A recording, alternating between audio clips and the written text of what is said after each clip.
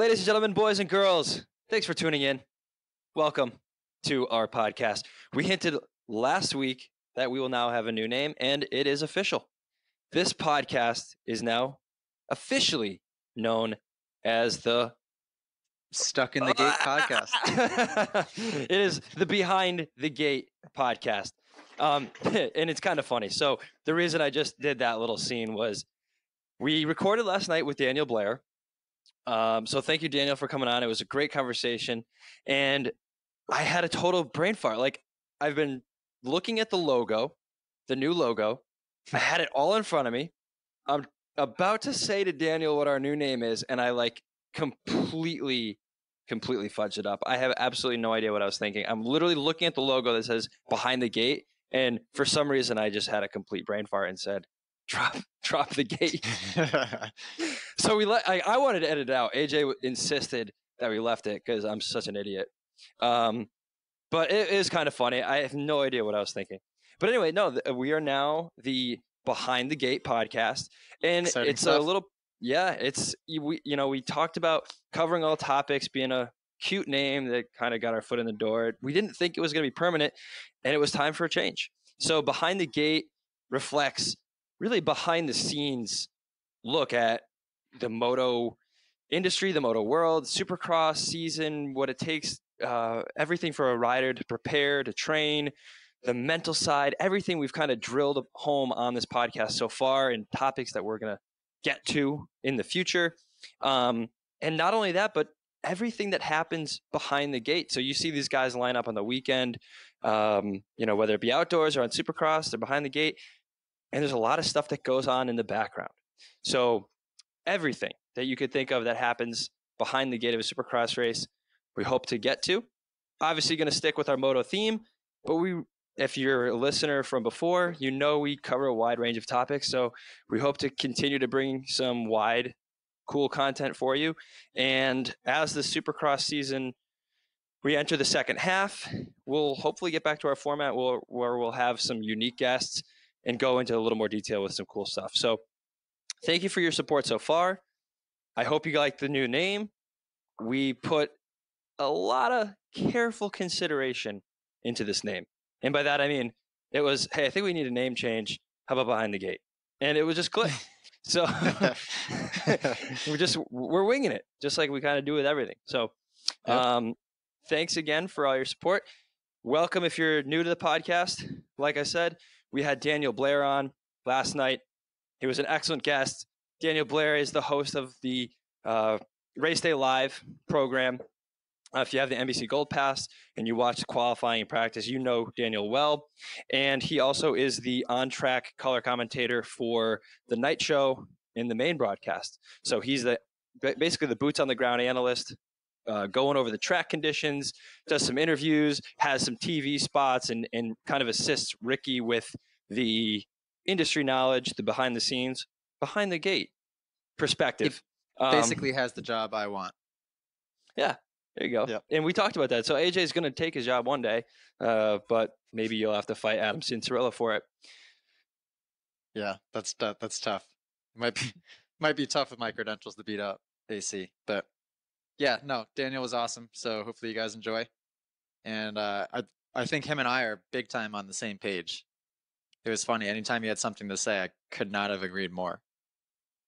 Yeah, it was definitely a conversation where we kind of had a great vibe going, and we chatted a little bit about speaking in public and in broadcasting in general, and we kind of jived on that, and it was just a cool conversation. Daniel has a lot of insight. I think if you're ever curious about the TV aspect, production aspect, a little bit of behind the scenes look at that part of the sport and the TV show and the program, it's a great opportunity to learn a little bit about that. Before we go any further, I want to give a shout out to one of our supporters, one of AJ's biggest supporters, and that's Maxxis Tires. Maxxis has really come out to be a big supporter of AJ's program this year.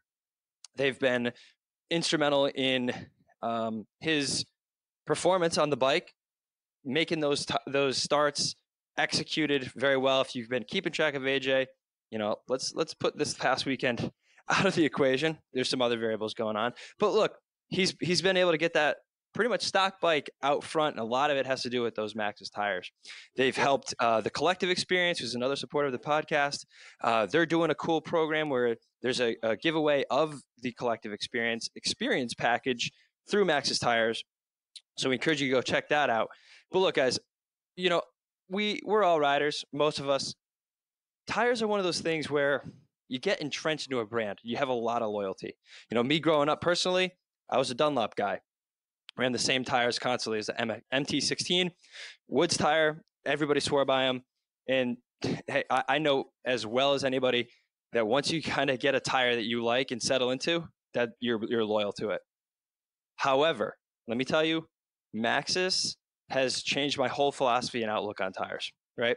So I switched to Maxxis first on my mountain bikes, and far and away the absolute best tires you can possibly imagine. I can't even describe the feel of these tires, the quality, the grip, cornering traction, uphill traction, downhill traction. They just blow everything else out of the market. And so this is a great opportunity. If you haven't, or if you've even thought of switching tires and getting onto something new, definitely check Maxxis out. You will not be disappointed. I think their support staff is excellent. The tires are excellent. They're making a big push into the moto. Look, if they're good enough for Jeremy McGrath and they're good enough for AJ, check them out. I suspect that if you make the switch to a Maxxis tire, you're going to be loyal to them for the foreseeable future. So we appreciate Maxxis support. And AJ, if you want to expand on that, feel free. Couldn't have said it better myself. I mean, for me, I was in the same boat as being loyal to one company for so long, just for the fact that I was afraid to try anything else. And when this opportunity came up, I hopped on it, and I'm so glad I did. Not only, are the tires amazing, which that speaks for itself, but everyone behind the company and everyone that I deal with there, from, Chris to Mike, who's driving the trucks, and they're all so helpful and so cool and supportive of what I'm doing. And they're a big part of my program this year, but at the same time, it's not like I'm feeling the pressure to go out and get top 10 in a race. Of course, I'd love to do well for myself, but they're not sitting there talking in my ear saying, you need to go do this, this, and this, or we're out of here, which that sounds crazy, but there's a lot of companies that, are kind of like that. So Maxxis is just very supportive. So, whenever you guys as listeners and as fans can support a company that's going out of their way to support a privateer like myself, I think it's a good move. For sure. Well, without any further ado, I think we should get into it. The very first episode with our new name, Behind the Gate. We hope you enjoy it. Please, everybody, welcome Daniel Blair. Daniel Blair, welcome to the show, buddy. Thanks for joining us. Yeah, dude, pumped to be on. How you guys doing? Doing well, man. Doing well. Yeah. So this is actually our first episode with our new name. And by the time everybody listens to this, we'll have announced it already. So this is now known as the Drop the Gate podcast. Nope, Nice. It sure isn't. It sure is No, not. it's not. No, it's not. Son of a bitch. It's actually Behind the Gate first, but thanks. You're fired. Yeah, no. I'm just going to edit that part out. No, don't. That's actually really funny. The All logo's right, cool. so- That's all that matters. It's Behind the Gate. I'm pretty sure. Behind the Gate. Yeah. So this podcast is now known as Behind the Gate. Nice. And it's kind of like a play on words where it's like a behind the scenes look at the moto world, but also the stuff that goes into preparation, everything behind the gate, preparation, nutrition, training, diet, all things we've covered at some point in our podcast before and definitely want to dive into more in the future. So cool little rebrand. You're our first guest with the new title. And yeah, pretty cool. So thanks again. Yeah.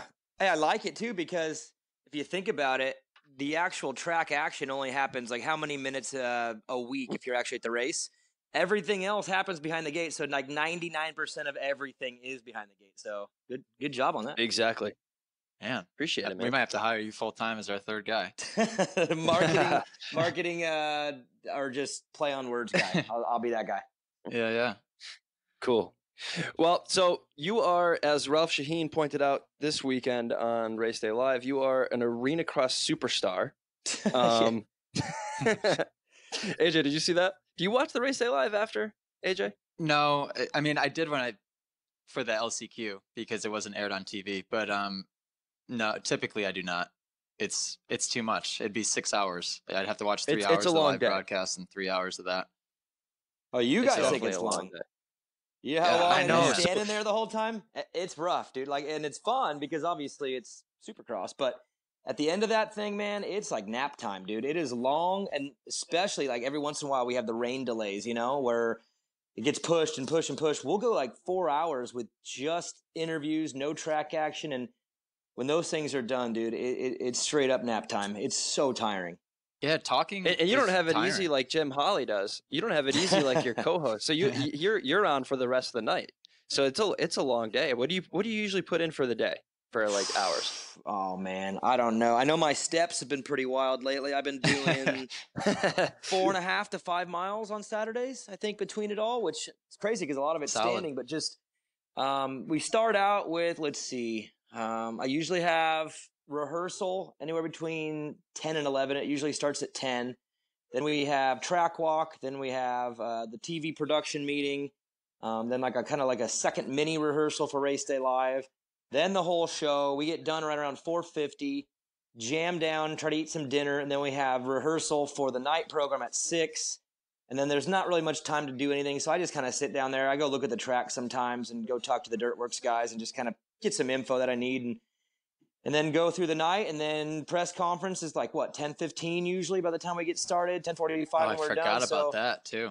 it's a good, Yeah. it's a good 12, 13-hour stretch with mini intermissions, but those intermissions are usually moving from one place to another. So I would say I pretty much, like, my brain locks in around 10 and it locks out at 11. So it's 13 hours pretty much straight. I don't want to get sidetracked Yeah. here, but what does rehearsal consist of?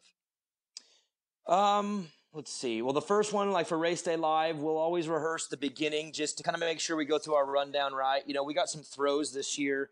We'll throw down to the track. Dan Hubbard kind of gives us a report. We throw down to Ashley with some interviews. So we kind of have to go through and in and out. It's also a way for us to connect with the director and make sure that all of our timing's right, cameras are right, angles. So Jim and I on a rehearsal at least will do roughly the first segment or so. So that's the Race Day Live one. Then the TV one, I get down there at 6 because it's the same kind of thing. We're just kind of going over some things like, hey, you know, try this real quick because we got to work on our transitions. It's a lot of moving pieces that you kind of don't think about unless you kind of go behind the curtain a bit. So mostly it's just making sure everyone's on the same page. It's not like a thorough rehearsal. We don't even say the same stuff. It's just kind of like just a Your tease timing kind of for us. when it's Yeah, going we're to just- the booth and then back.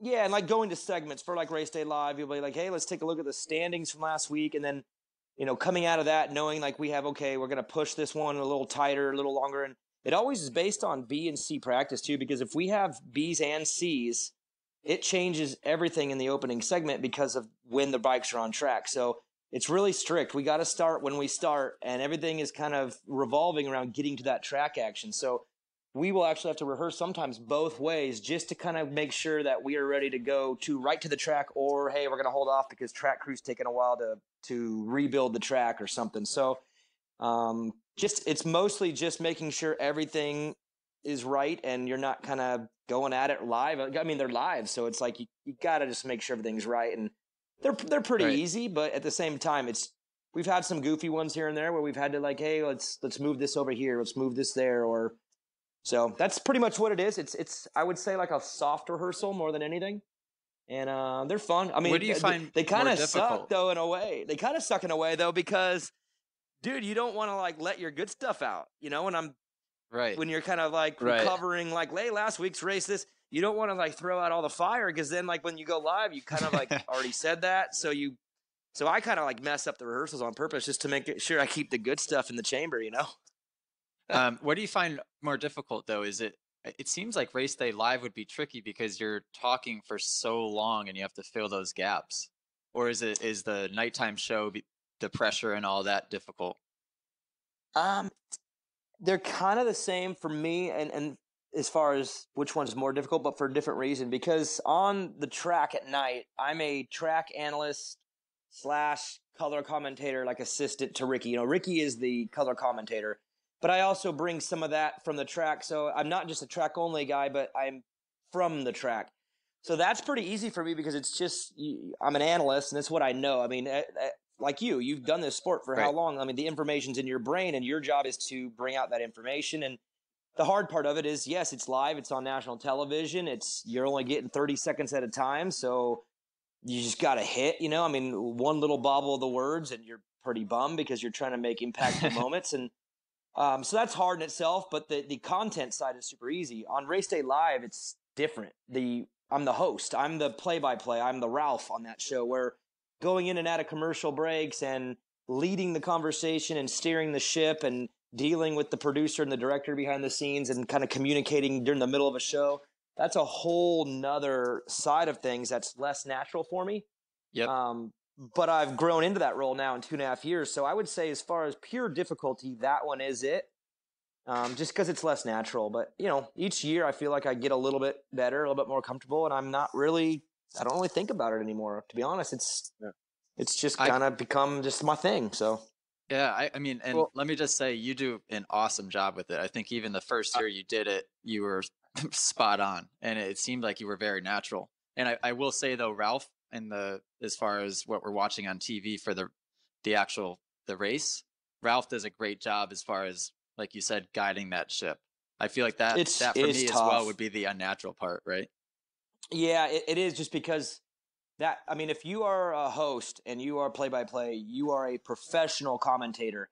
And if you're a color analyst, you are learning to be a professional commentator, but you're usually coming from the background of the sport. So even like, Troy Aikman in the NFL, when he first started, he wasn't as good as he is now. He's a pro broadcaster now. But when he started, he was a football player learning the role. If you're in the host seat, if you're play-by-play, you're there for reasons, because you know how to play that role and you know your responsibilities clearly. And again, that's probably my biggest challenge throughout the night. I talked about the 13 hours.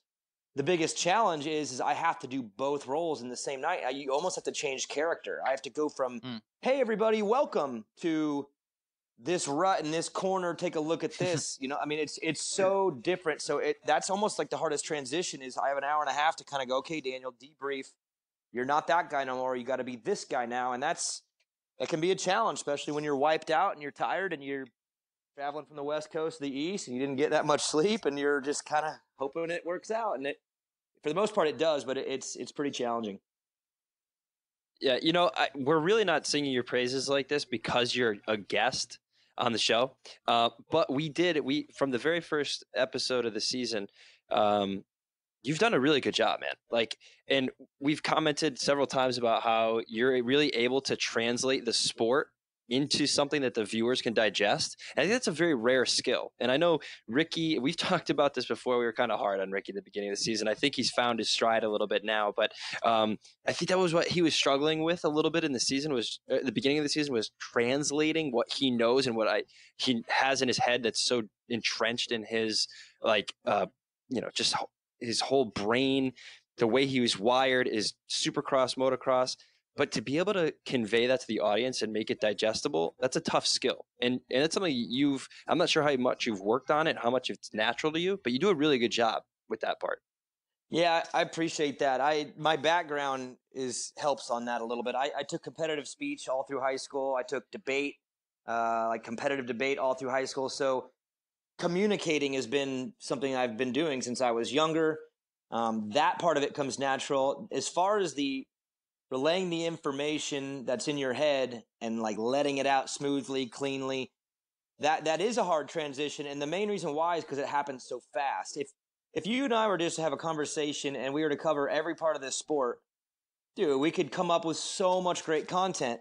It's the fact that you have to react to what you're seeing on screen and you have a half a second to turn your thought into something. That's the hardest part. I think that was Ricky's hardest part. And I think he's gotten a lot better too, mainly because he's gotten comfortable. The information's there. It's getting it out quick. Because you don't, if again, talk to somebody in podcast form, we could talk forever and go so many layers deep with this thing. But being able to go a layer or two deep in the moment when you see something happen, that's the hardest part. And it's been a little bit easier for me again because of the background, but it's still like the part where you get yourself tongue-tied sometimes, and you catch yourself almost second-guessing your own thought. You want to lay something out, but you're not 100% sure if that's what you really think because you haven't had a chance to digest, but it happened in the moment, and that's the game. That's kind of the art behind it all, and it is tough, but once you kind of get it and you get in a rhythm, it seems to be a lot easier. Even for me, like each week has gotten a little easier to where now it's all subconscious. I don't even think anymore. Yep. I see, I say, and that it's took just like a while racing. It's muscle memory in a 100%, sense, right?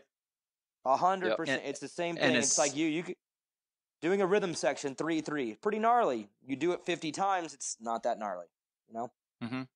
And as soon as you start thinking about it is when you get yourself in trouble. And I find the same thing when I'm teaching classes.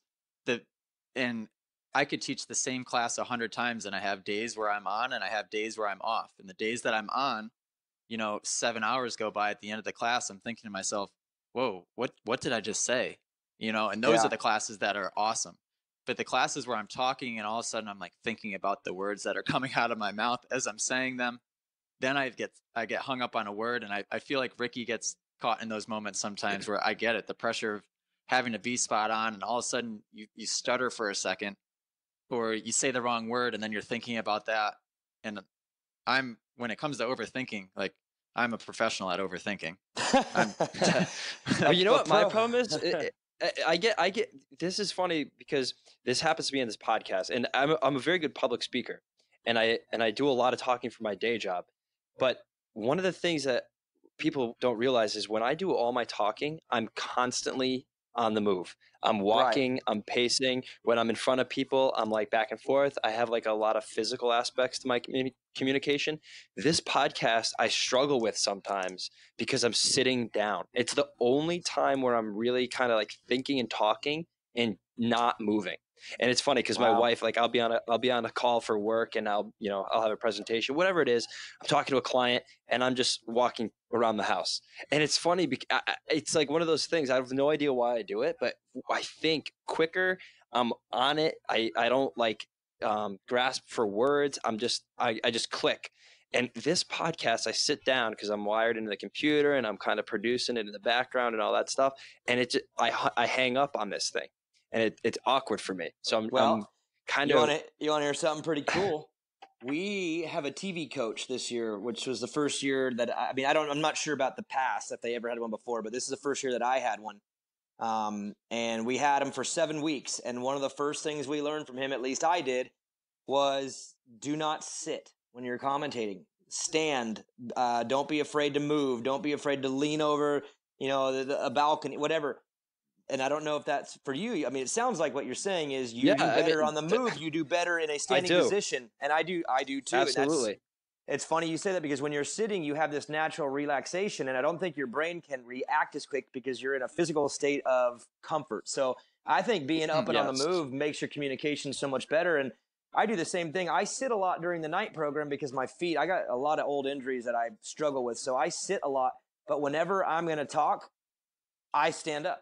And I just do it because I feel like there's more energy. There's something about the way your brain triggers when you're standing versus sitting. So it completely makes sense that your communication would be different when you're doing two different things. That's so cool that you mentioned that because I'm just vibing with you right now. That's definitely how I'm totally there with you. And I notice it because there has been times where I'll kind of use my computer and walk around the house, and I feel better with that. But like right now, just sitting down, everything's plugged in. I can feel it. It's strange, but no, that's really cool. Well, if it makes you feel any better, I'm in my garage right now, and I'm in my garage right now, and I'm standing. Just so you guys know. Yeah. So it's easier to communicate when you're on the move. I have so many questions. Like as you talk, did you go to college at all, or did you just stop after high school? I've never stepped foot on a college, I don't think. Maybe I went to one basketball. I went to a football game. I went to Cal Berkeley football game, but I've never, ever been on a college campus. Ever. But you did finish public high school throughout? You did all 4? Yep. 4 years? My parents made me go all the way through 4 years, graduated, and again, took competitive speech and debate. And the reason why, which is so weird, is I did that because you got extra credit, and I knew that it's so weird that we look ahead like this, but I knew that as I got into my junior and senior year, I was going to be taking off a lot of time because of racing. I was, you're coming up to the amateur ranks, you're going to turn pro, you're going to travel a lot. So I took those so that my junior and senior year, I would be ahead on credit and I could take less classes. So my senior year of high school, I only had to take 3 of the 6 classes. It was just the main ones, like English, government, and whatever. I had 1 math class left. And then speech and debate, which was so cool about that is because you could do it on odd hours. It was almost like an extra credit type class. So I was ahead on credits, so I didn't have to go as much. But I did the competitive speech and debate for racing, and then however 15 years later, it ends up helping me in my post-racing life. So found that to be kind of like I wish odd. I took that. Oh, it was of awesome. all the classes you could have taken. It was rad. I mean, but it was like an acting class almost. Like we did comedies, independent, like drama class. We tapped into a lot of things, and obviously the debate part was the best because you'd be on stage in debate form in front of thousands of people. Actually, so then I'm wrong. I did go to some college campuses, but they were during high school for like tournaments. But so I did all that, and again, for that to come out and be majorly beneficial in my post racing life, I never did it for that reason. It was just kind of the way I lucked out in a sense that I created some things early in my character that I would end up using later. So kind of lucked out for sure. At Full what circle. Point, that's really cool. Yeah. At what point did you see yourself going that route, the commentating route? Now you turned pro at what age, and what age did you retire? I turned pro in 1998 when I was 15. It's funny too because I raced Arenacross first. Sacramento had an Arenacross, 2-nighter. Friday night I raced. I made the main, and then the AMA came to me and said, "Hey, there's a rumor going around that you're not 16 because back then it was 16." I'm like, "No, we're good." My dad's like, "No, we're good." He's like, "Okay, well, if you want to race tomorrow, you need to bring your birth certificate." So we didn't go the next day because I was not 16. So we lied to race. Usually it's the other way around, right? Amateur kids lie the other way. Right. So I started 98, and then my last year racing was Arenacross in 2015. But that was also my first year doing TV for Arenacross. So the summer of 14, I got a call from Glenn Seelig. He's the producer, director for Arenacross, and said, "Hey, Grant Langston's going to the outdoors. We have an opening. Would want to know if you'd want to audition and try out." And I'm like, "You got to be kidding me. Like, really?" And he's like, "Yeah, but you how do did really that good happen? track reports." I I did a lot of track reports. So if you go back in 2014, go watch the Arenacrosses, and I'm on there a bunch like, "Hey, we're here in Baltimore and these whoops or whatever." So it was like literally doing what I'm doing now, but in my gear as a racer in 2014. And then they said that I was well-spoken. Hey, let's see how we can do in the actual booth. And then I did the audition, and it was crazy because it was like Jake Weimer, Ivan Tedesco, Will Hahn, and me auditioning. And No way. I got the gig, and I didn't think I was going to get it because the credentials aren't at there. Those are Supercross champs, you know? Mhm. But the guys at Feld said I did a good job. They felt like I understood the sport, and I was maybe more in tune with Arenacross, so maybe I had a better connection with the riders. They're like, "Hey, I think this is going to work for you," and they gave me the shot. And in 2015, I raced and commentated because I already had a bunch of sponsors in place that I had contracts with I couldn't get out of. I told them, I said, "Dude, I could do it, but I have to race too." And they said, "All right, well, we won't put the lights class on TV this year. We'll put the 85s on instead, and you can commentate the Arenacross class, and you can race the lights class." So that's what I did in 15, No and way. then after that, retired and did it full time. Man, that's awesome. I'm Weird, huh? jealous. See, AJ, I could see that. I could see that being part of your future too. Just because every interview you do, you're very poised. You're well spoken. You can translate. You're very much like Daniel the way you communicate the sport. I would love to. You might be That's- gunning for Daniel's spot one day. That's why I'm asking you so many questions. Well, I probably won't say much more than from here on out. That's not the end. I'm just playing. But no. Honestly, it's and I know you, AJ, you can back me up on this. The end of your racing career, like looking at that end, is like terrifying, and you don't know like what am I going to do. And I had that going on for. I mean, why do you think I was racing Arenacross into my early to mid 30s? I didn't know what I was going to do. So the timing was so perfect. I use the word luck because I think luck, it does exist in a sense, but I kind of lucked out with the timing of when this whole thing happened. And I mean, a year earlier or a year later, and I don't think I would have even had a shot at it. And I don't know what I'd be doing, but the timing was great. And it's like crazy to look back at that's 2015, and now in 2019 I'm here. It's sometimes like you get caught up in the day and you don't think about it, but when you do go to the outside looking in, it's like, damn, how'd that happen? That is amazing. It's crazy. I think, man, I myself don't believe in luck, but I feel like all of that led to that exact moment. And I could see you being the same type of person I am, where to a fault. I mean, when I was 18, 19 years old, I had people in my ear saying, well, what are you going to do when you're done? And all I could think about was planning my post-race career and how I was going to make that transition out. And I was thinking of an exit strategy at 18. And like looking That's back, crazy. like I should not have been having those thoughts at 18. It surely affected me on the bike. But at the same time, it's morphed me into the person now where I'm 25, which every time I say that it sounds so old, but I'm 25, and to think of how far I've come and to where I've developed this academy to where it's basically, running itself at this point. And it's created so many opportunities too. I don't have that stress anymore. I could stop racing tomorrow and I feel like I would be just fine. But it's crazy because at 25, dude, I was trying to make sure I had enough money to pay my cell phone bill. So, dude, you're way better. You're better off mentally than I was at that stage, man. It was mid-20s. Mid-20s was rough on this end. So.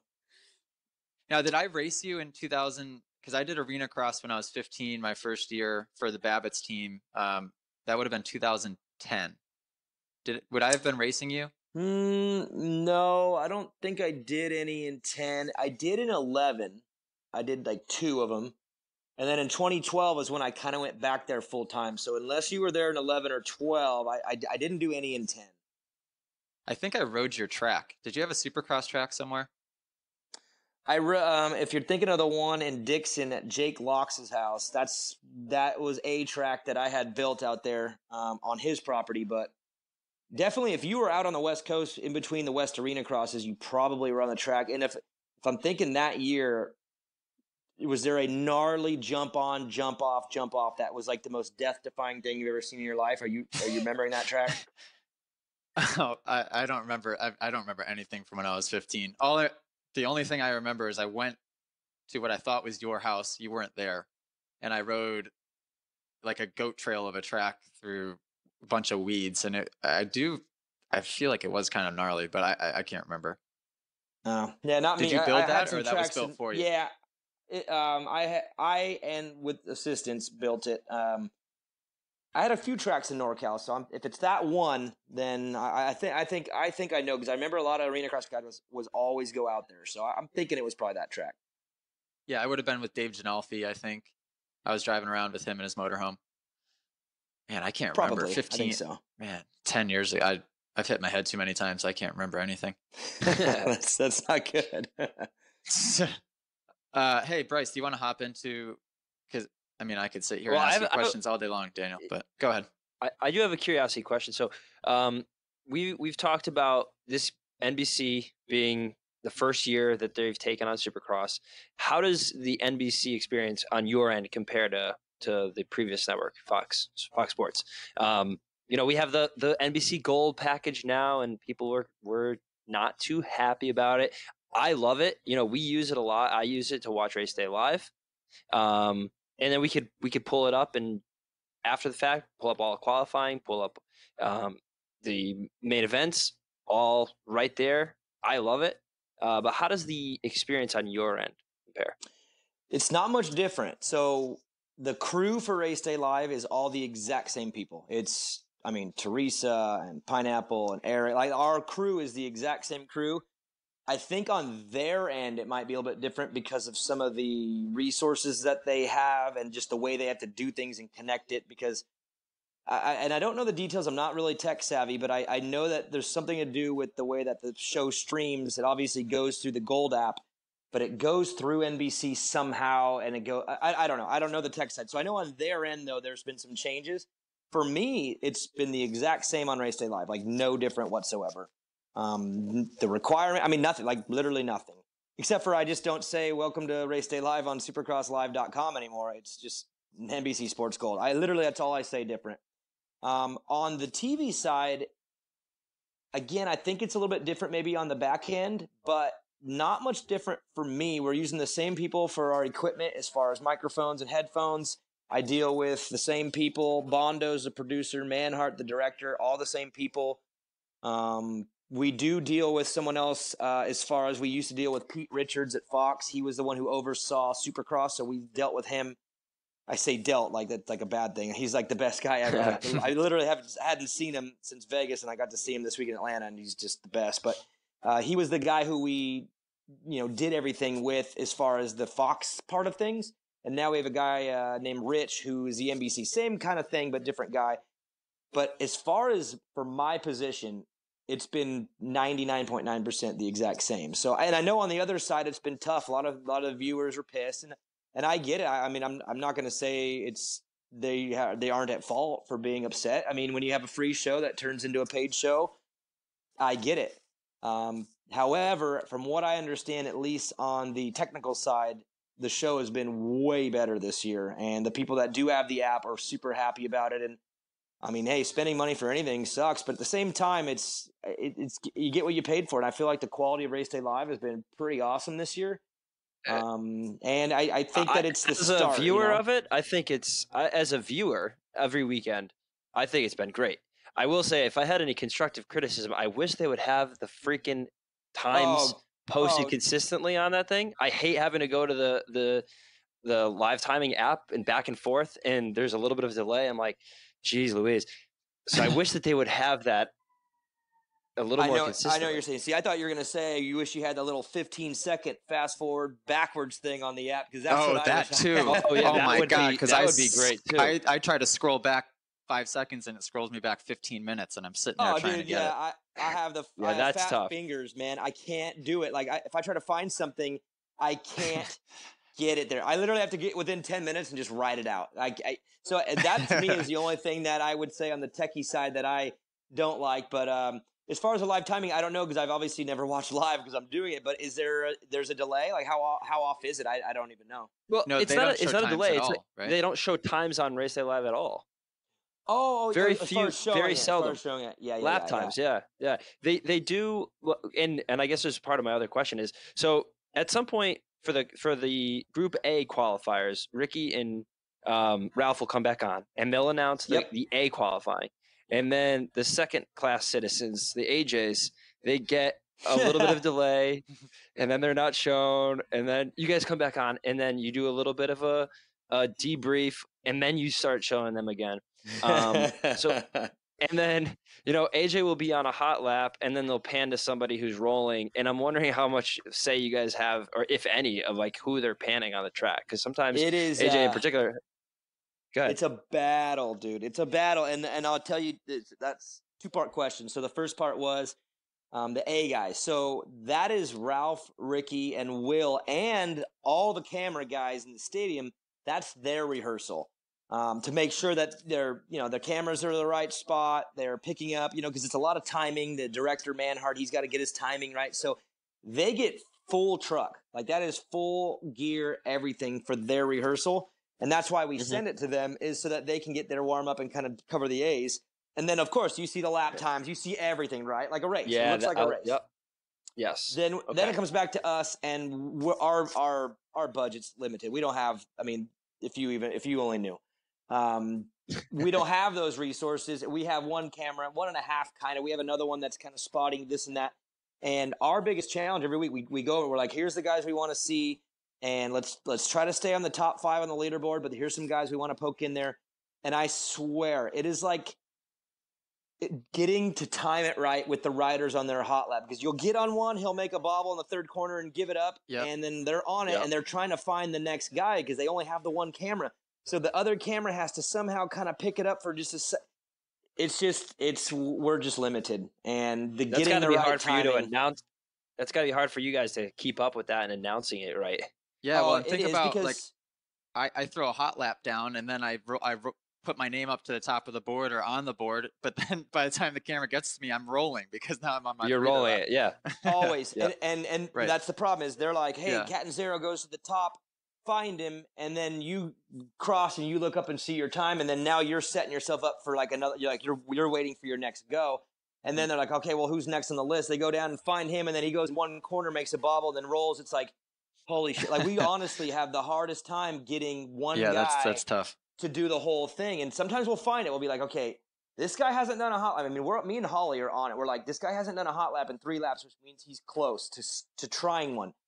Find him, Right. and then we'll follow him. He goes over the finish line. We're good to go, and we'll catch a whole lap. And it doesn't happen often, but it's a battle. It's literally like playing chess the entire time. And, you know, it's brutal, and the fans are bummed about it. But I think if they knew that this isn't being done intentional, this is like just absolute battle trying to catch the right guy at the right time. And we try our best. Yeah, and dude, there's been some shows where I'm like, tough for sure.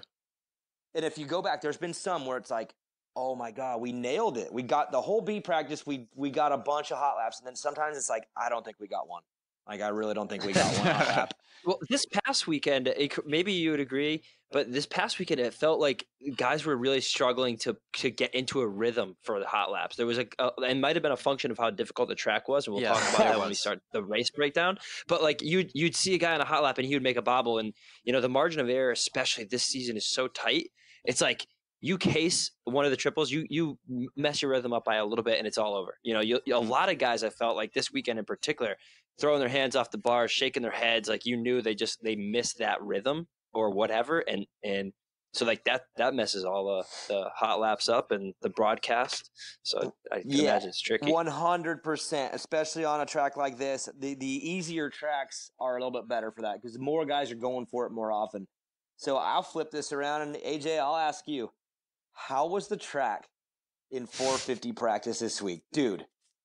Oof. So gnarly, like to bad. describe it in one word, it's scary. I was scared the whole time. That's and brutal, you know, dude. I mean, B group, we get out there, we were second to last practice, and yeah, people can argue that we're only one practice after the A group, but you give A group 450s 10 minutes of destroying the track even more, and by the time we see it, it's a complete mess. I didn't jump anything. And again, that goes for us in the 450B and C when there is one. It's so hard for Jim and I because, again, guys have a hard time putting them all together. You get way less shots at it. I get so pissed at the 250B guys. They have a perfect track, and when I see them rolling, dude, I swear I just want to punch through the screen. It's like your track is so good. What are you doing? You should be going 10 minutes the entire time wide open. You should be in shape enough to go 10 minutes wide open on that perfect track. When it gets to 450B, I can't believe you guys get more than like 2 or 3 hot laps out of the 10 you maybe get because there's just the track is so bad. Yeah, it's more of a safety thing at that point, at least for me. So what, like my whole game plan this weekend was just at least get a lap to get me on the board, you know. So I popped up in that second time qualifier, popped me up to second behind Alessi. And then at that point, I'm like, all right, well, I'm just going to like kind of do some cruiser laps. I'm not going to triple anything in the rhythms. I'm just going to double rhythms. I'll skim the whoops, you know, jump the triple in the finish line. And that's really it, just to try to get the flow of the track. But I'm like, there's no reason for me to try to jump any of this crazy stuff right now because, I mean, it was bizarre, especially that 3-3 before the whoops. And we'll get more into that later. But I wanted nothing to do with that jump.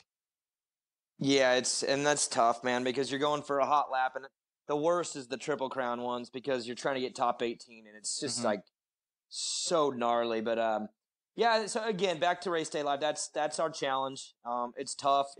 Again, we've had shows where we're just like, damn, that was good. And we've had some where we're like, man, I don't think we caught one hot lap. It's a battle. It's a battle of communication between the camera, between us, the director, and sometimes I make a mistake. I'm like, hey, go find that guy. I got something on him. And then I go to that person because I tell them to, and they're rolling because I don't know if they're rolling or not. I'm hoping they're not. So it's the communication and what you're doing with the resources that we got. And I think for the most part, Race Day Live's rad. You get to see the track, you get to see some stuff, but it would need a lot more resources to be done perfectly. And I think that's the challenge, is just to do our best with what we got. And for the most part, I mean, the numbers are like really, really good. And I'm to be honest, I'm kind of blown away with how much the show has grown already this year. And it's obviously good enough to where the interest is high to where people are tuning in. So that's a good thing. And we'll just try to be better every week. Well, I think you mentioned one of the big reasons why is the production value is a lot better. Like it's a show that's worth watching. And it due in part to you and Jim and your interviews in between. You guys have a lot of the top guys on. You break it down.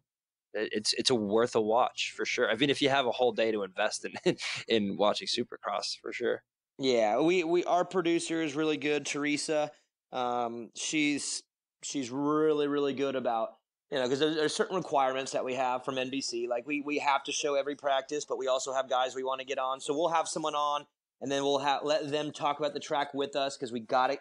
There is requirements. I mean, it's not a free run. We don't just get to do whatever we want. We do have things we have to do, sponsor segments and this and that. And for the most part, I feel like we've found a pretty good flow where you get good content, you get to see the riding, and then I think Jim and I are doing pretty well with our job, and mainly because of the chemistry. Like Jim and I are just, dude, he's the best, and I mean, he makes things so easy for me because he's just fun and he's so into it, and he's got I never have to worry, like, if I throw it to Jim right now, am I going to blindside him? Like, he always has something. So, yeah, it's fun. It's a fun show, and people that I talk to that watch, they say it's one of those ones you put on in the background in the house, and maybe you walk away a little bit, you come back, you put it on and you catch how much of it you can. And I mean, I can't imagine someone sitting on their phone for that long and just staring at it.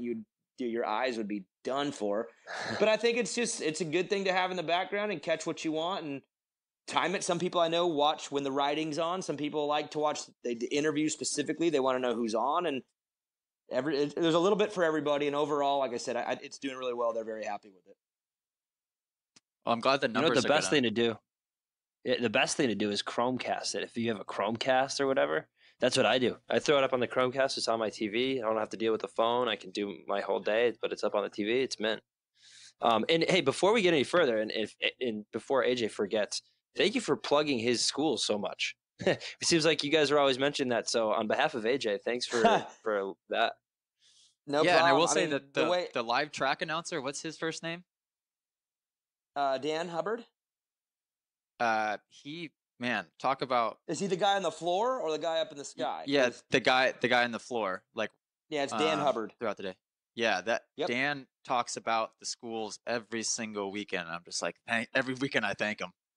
Like, he's all about it. And I'll tell you the reason why we do, at least in my thinking, is, and this might be a little bit silly, but just hear me out on this. I think that Supercross is reality TV at its best. It is real. It's on TV. It is it's not Real Housewives. It's actually real reality TV, and all the riders are characters. And if a rider and a character has something to his character that's unique, that's beneficial, I want to plug it because it makes them who they are. And if you don't have anything and you're just random and you're quiet, there's some guys out there, you have a hard time creating character, but for you have schools. I mean, you give back to the sport. You have a unique thing about you that makes you different from everyone else. So I want to bring that to life. You're a character on the show. I mean, shouldn't I promote the character? And that's just the way I look at it for everybody. I mean, either Webb, Roxon, and Tomac, they're all different characters, and you have to paint the picture and promote who they are so that the fans can start liking the guys they like for the reasons that mean something to them. So that's what I believe anyway. Right. And for us, it's our brand. So there's a reason I think that guys like Seven Deuce Deuce and now myself, even, I'm starting to gain popularity as a privateer.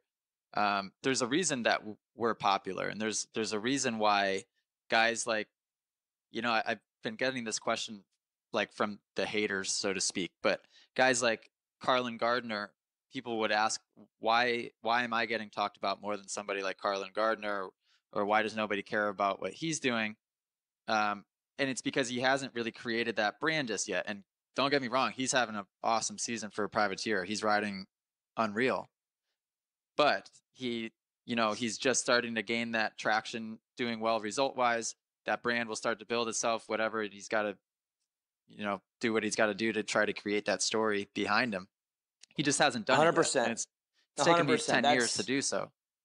Exactly, and you have to do that. I mean, unless you are just dominating everything, nor you don't have to have a brand behind your name and your results is your brand. Otherwise, you have to do things that are unique to make you stand out from the crowd. It's hard. It's what you got to do, and if you can do something like that, then it'll benefit you. And some people are afraid to maybe take a leap like that. And so I would recommend anyone that's listening, any other riders, like, you got to do something, make yourself unique. I mean, crap, dude, back in 04, I wore LBZ gear. I mean, that's how desperate I was to stand out. I wore a freaking belt. So, I mean, dude, you got to do so. And I got paid a little, but at the same time, that's what you got to do. You got to find a way to make yourself unique, and you get more traction, you get more notice, you get more recognized. Then when you do get the results, you get more recognition because there's a story behind it. So it's just a process that some people don't get right away, and they can get it later, or they don't get it at all, and that's fine. But I recommend branding yourself the best you can, like right out of the gate if you can. Yeah, I agree. And I think there's also a bit of a balance to it, because I will say, at least the way that I brand myself, so to speak, with the schools, it takes up 90% of my time. So for me, yeah, it is a problem when, I can't ride during the week and I'm not really doing what I should be as far as on the bike training. So I get that half of it, and that's For tough. sure. For me as a racer, I struggle a bit with that, but well, Bryce, do you have any more questions? Because I want to start talking. Oh, we could go all night. Yeah, but we can go into the race breakdown. I think that's a good opportunity to go there. Where do you want to start? Well, I want to get Daniel's take on the season as a whole so far. I mean, it's what everybody's talking about is how crazy this season is, and it's like it makes this podcast actually difficult because so much happens that I don't even know where to start. It's like, every week is a twist, a turn, a surprise. Why don't we talk 250s? I did not think that Cianciarulo was going to take Faulkner, but here we go. So. Yeah, I didn't think so either. My feelings were just based on what I've seen was that Austin's starts have been so automatic that he'd get the whole shot, which he did, and that he would check out because that's what he's done. And the truth is I think he did everything right. And when I say everything right, I mean all the way to the checkered, because what happened is about mid-race, at least if we're talking Atlanta, once Cianciarulo and Ferrandis latched on and showed that they had the speed, and once Austin, I think, realized who they were, he's not dumb. He might not be looking behind them, but riders know. They know. Right. Once he knew who they were, once he knew that he had ditched Chase and it was them two, I think he went into a mode, and I can't believe he had the maturity to do this, because I've been waiting for a moment for him to prove himself in this fashion. I think he made the decision that if these guys get to me and they do get me, I will not fight back. I'm going to click off 15 solid minutes, and if they get me, that's okay. If they don't, that's okay too, but I will not take any extra risk because I'm a new Austin Faulkner, and I want to win this championship, and I have plenty of life ahead of me to go after Adam Cianciarulo and Dylan Ferrandis, but I want to win a title, and I'm blown away that he had the maturity to not fight back, because I thought for sure when Adam got him, I said, oh my God, here we go. And I couldn't believe that he said, go ahead, guys, take it. And and to be honest with you, Austin won. He won the East, and that's what he said he wanted to do. And I maybe didn't believe him, but he did it. He actually executed the plan that I thought he was just putting out there, and I'm blown away. Super mature move, and that tells me that he has definitely turned the corner, and he's good to go. He didn't take the bait. Yeah. And that's almost the opposite of what Cianciarulo was doing at the beginning of the season. He was getting really antsy because he felt like he should be out front, and he was making mistakes that really could have cost him. So that's a great way to put it, is to show that maturity. Well, and what did I keep saying? I kept saying, well, let's just wait until Faulkner faces some sort of adversity, because he was getting the whole shot every time. Didn't really have to deal with much. He led every lap except for hasn't been challenged really, one or two. Yeah. So I saw him in a moment where, even in the heat race, Faulkner didn't start in first. I'm like, oh, here we go. He started fourth or something like that. And I'm like, oh, here we go. Like, what's going to happen here? And he was just smart and patient. And I'm like, okay. And then when he got tracked down and passed by Cianciarulo and Ferrandis, and he didn't really do anything. He just rode solid. Man, I did not, 100% did not expect it. Let's talk about where he got passed, which is a good segue into one of the biggest talks of the night. Was he got passed in the whoops. The whoops, I think, claimed every single person who rode that track at least once. Right? I mean, watching qualifying, I didn't even know if we were going to have a 250 main event because everybody was eating shit. AJ, what was it like in the whoops? I actually liked them throughout the day. I don't know why. I will say that in time qualifying, they were tricky because they were holding up. They're breaking down, but they were holding up enough to where they were still steep and they were still gnarly. And Bryce, are you chewing something in my ear? That's not me, sir. Daniel's eating dinner. I took a bite. Who's eating dinner? Who's guilty? I took one. I took a bite. I did. I thought it was Bryce. Bryce is guilty of that all Nope. the time. It's me. I was like, well, you asked AJ. I was like, all right, I'm gonna sneak a bite in him. So I'm good. I'm good. So Go for it. they held up enough. Wait. Oh yeah. Just make some more mouth noises. Thanks, Bryce. Oh man. Well, yeah. I would say, what was that? That was heavy right there. AJ loves when I breathe into the mic. Yeah, you're known for that. That's why I thought for sure Hey, that was a Bryce. AJ, you've always been pretty good in whoops, though, right? I feel like I've remembered in the past that you've always been pretty good in them. Yeah, decent. Yeah, I mean they're not. I'm not a Chad Reed, but I'm definitely like I don't dread them every lap, and I think there's a lot of guys that get to the whoops every lap and they're terrified to go through them. That's not me. No matter how big they are, I'm fine with them. These ones held up enough, and they had big old rocks or pieces of cement. I don't know what it was, something that were staying stuck in them. So I did. That was my only concern, is I was getting tossed side to side quite a bit. I wasn't as concerned with like the teeter-totter effect, so to speak, because I was confident and I was keeping my chest forward. The teeter-totter only really gets dangerous when you extend your elbows, get your weight back, and then you get tossed over the front. So for me, it was just I was getting some side to side, which I was fine with. I struggle with them the most when they got worn down to the point where people started jumping, because then I wanted to resort to the jump line, but when they were so cupped out that, and I was replaying Cincerello in the main, he was purposely he was going 3-3-3, but he was purposely overshooting it looked like, so that his front tire would loft over the cupped out part. So he wouldn't land in the pocket, because then when you land in the pocket, you hit the cupped part, and then you got to like hit the top part. And I don't know if it's Webb does that a lot. Cooper Webb does that. You can always see when he threes, he's always missing the pocket and landing past it so he could just pop. It's like that's really, really, really talented to do that, because that's hard enough to jump him, but you can see Webb does the same thing. He always goes a little longer than the other guys. What does Marv do that too? Because I would say he's one of the best at jumping, if not the best. Or does he get in the pocket? Marvin Muskin. Marvin. A little bit of both. He's a little bit more downside, I feel. He definitely downsides and then kind of like almost like jump, down, jump kind of thing. And again, it's its own art in itself. But I've always felt like he tries to be way. Oh yeah, I'm 5'5.5". I had to be, dude. No, I was looking for the jump line. Like whenever I'm like, as soon as that transition's right, I'm hopping from here on out. So. And for me, I would do more the Marvin way, because I wanted to be more like on a bicycle. I would try to get in it clean, downside, get in it clean. And even if it's a little slower that way, I wanted more consistency. But AC was hopping those things faster than Faulkner too. I mean, the lap he got him, he was closing on him on each one. Did you notice that? Like he got closer, and then got it. Like he gained on him. He was jumping him way better than Austin. Yeah, and I think that needs to be expressed to the fans. Like there's sometimes where I watch the races and I so badly want Ricky to say something, because even though they're going 3-3-3, they're on the same rhythm.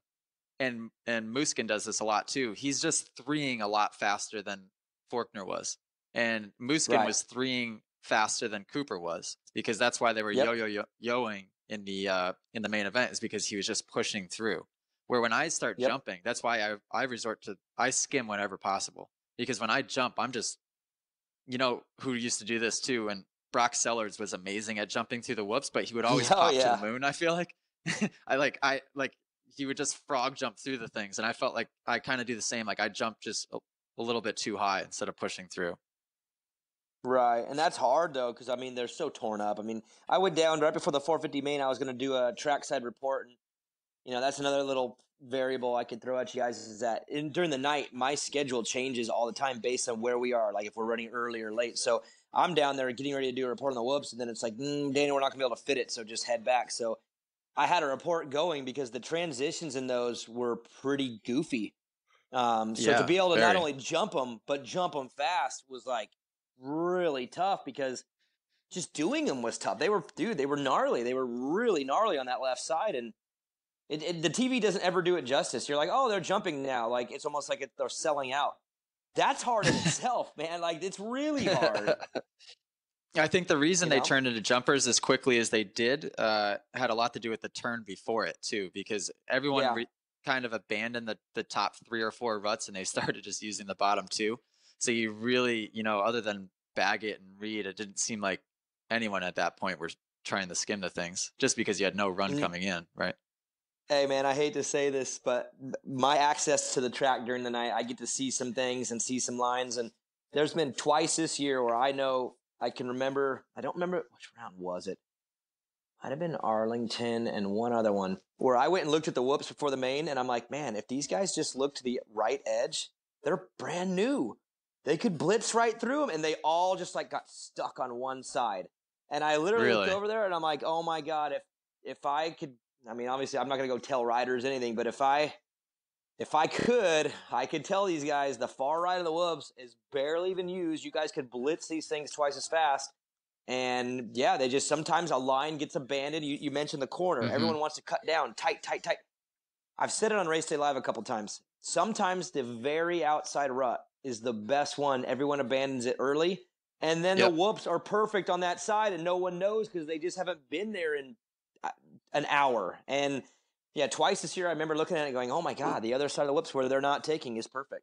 And they just abandon it. So what I struggle with too is that's a good point. And what I struggle with too is when there becomes that many ruts in a turn, when there's 6 or 7 ruts in a turn, for me, it's either top or bottom. I don't know if you were like this at all, but I would never be a guy to take one somewhere in the center. I noticed Baggett. I'm the same. In the right-hand turn, the last turn before the finish line, Baggett was taking one of the ones in the center, which I thought was impressive because for me, I would get lost. I wouldn't be able to hit the same one. I'd end up in, I'd pick one of the 3 and I'd end up in a different one every time. So it's either all the way up or all the way down. Yeah, it's tough. Yeah, well, it's coming at you fast, right? It's coming at you fast, and you don't really know. You're like, uh-oh, which was this the same one as last up? Because maybe 3 of them look the exact same, and then you get in it, and you're like, oh, my God, the lip screwed up. So for me, I'm with you. I feel like the edges you can trust because at least you know you're not going to be in one that's not the other. Like, you're going into something that you've seen before, and that I was the same way. I would always ride that top one as long as possible, and then if I had to cut, I'd be cutting the very tightest one. Webb, if you notice, he cuts down on. He is as tight to the inside on every corner that he can. I mentioned that in the broadcast is how smart he is. He is such a smart racer. He rides offensively, which means he's always focused in front of him, but he rides these defensive lines to where you really can't do nothing with it. He's so, I would have to probably say annoying if you're racing him because he takes lines that you can't really get to, but he takes them really not worried about you. You know what I mean? And that's what caught Marvin. Marvin rode right in the back of him. Yeah. Cooper's like, dude, you're running in the back of me all you want. I'm cutting down in every corner. Yeah. And he does them so clean and then he points and shoots, and by the time you rail the corner, he's gone. It's very, very smart as far as racecraft goes. Cooper I think that's why we're seeing what we're seeing, man. He's on a little bit different level as far as the way he executes a main event, man. He is really good. Yeah. Speaking of Cooper, what do you think the season is a product of for him? Is it just the confidence thing? It's everything. We had him on Race Day Live, and it's part of it. But Jim Hawley, man, sometimes Jim comes through with the gnarliest questions, and I love it. He asked Cooper on Race Day Live, he said, all these changes that you made, which one, if you had to pick one, what is it? And Cooper kind of like, and he did, the typical rider answer where he kind of like backed out of it. Yeah. But then he actually came through with the correct answer. I thought about it when he was saying it because I was like, oh, come on, Coop, give us one. Say we asked for one. Give us one. Like, answer it. And he kind of waffled, and then he goes, you know what? To be honest, I can't tell you because when I reset this year, it was everything. Different bike, different team manager, different mechanic, different trainer, living somewhere different. He actually did reset every single thing. So he said, I don't know what one thing it is because it's all. I can't tell you. Take one away and it's not my package. I did a whole new package this year. And I was like, damn, all right, well, I thought you were waffling. He actually nailed the answer. The truth is I think it's everything. It really is. I think his bike's incredible for him. I think the Yamaha is great too for some riders, but KTM is great for him. He's got arguably the best mechanic. I mean, Carlos is like just G status. I mean, how many titles has that guy won? Yeah. Roger and Ian, Alden Baker. I mean, he has the best of everything that you could ever have. So I don't know of what you give the most credit to because he's doing what he's doing because of everything. So he nailed the answer, and I thought he was dodging it. So yeah, that's good. cool that he said that. Have you noticed a slight difference in his riding style at all from the past years to this year? A little bit, and I think if you're talking on the bike physically, I think it goes back to his weight. They said he lost 15 pounds. He went from 159, which I don't know if the numbers are all correct. I thought he looked bigger than 159. I thought he looked a little chubby last year, to be honest. I thought he was bigger than that. But they said he was 159, and he's down to 143. And to me, obviously, I see the weight difference. He looks lighter on the bike, and his reactions look quicker. He moves, he shoots out of the corners quicker. He makes better reactions in the jumps. And I obviously, I think that's a weight thing. For me, when I've been heavy or light based on different variables, when I'm light, I make a lot quicker moves. And he looks everything looks quicker to him, or to me, as far as he goes. And so for me on the bike, I would say the weight it's noticeable. He just looks like he's lighter on his feet to me. That's a good point. When one thing I think I've pointed this out, Bryce, on prior podcasts, but I've talked about his footwork because in the past, Webb was one that I specifically would point out as a bad example as far as his feet, because he would ride kind of flat-footed on his arches or almost on his heels, and he'd point his toes out. And I think Ryan Hughes actually pointed this out as well. This year, he's not as great as somebody like an Anderson or a Dean Wilson, where they have their toes driven in and their heels are almost like hanging off the side. They're of the like bike. pigeon-toed. Yeah, which I think that's sick. That's awesome. He's not that good, but he's not pointing his toes out like he used to. And I feel like that plays a little bit of a factor as well. I mean, the only thing I don't like when I watch him, as far as bike setup goes, do you notice that his bars look really high? Or is that just me? Yeah. I think it's a combination of that and his bike is so low. I noticed that too, is that he runs a really low bike, and I think that's good for him because he is little.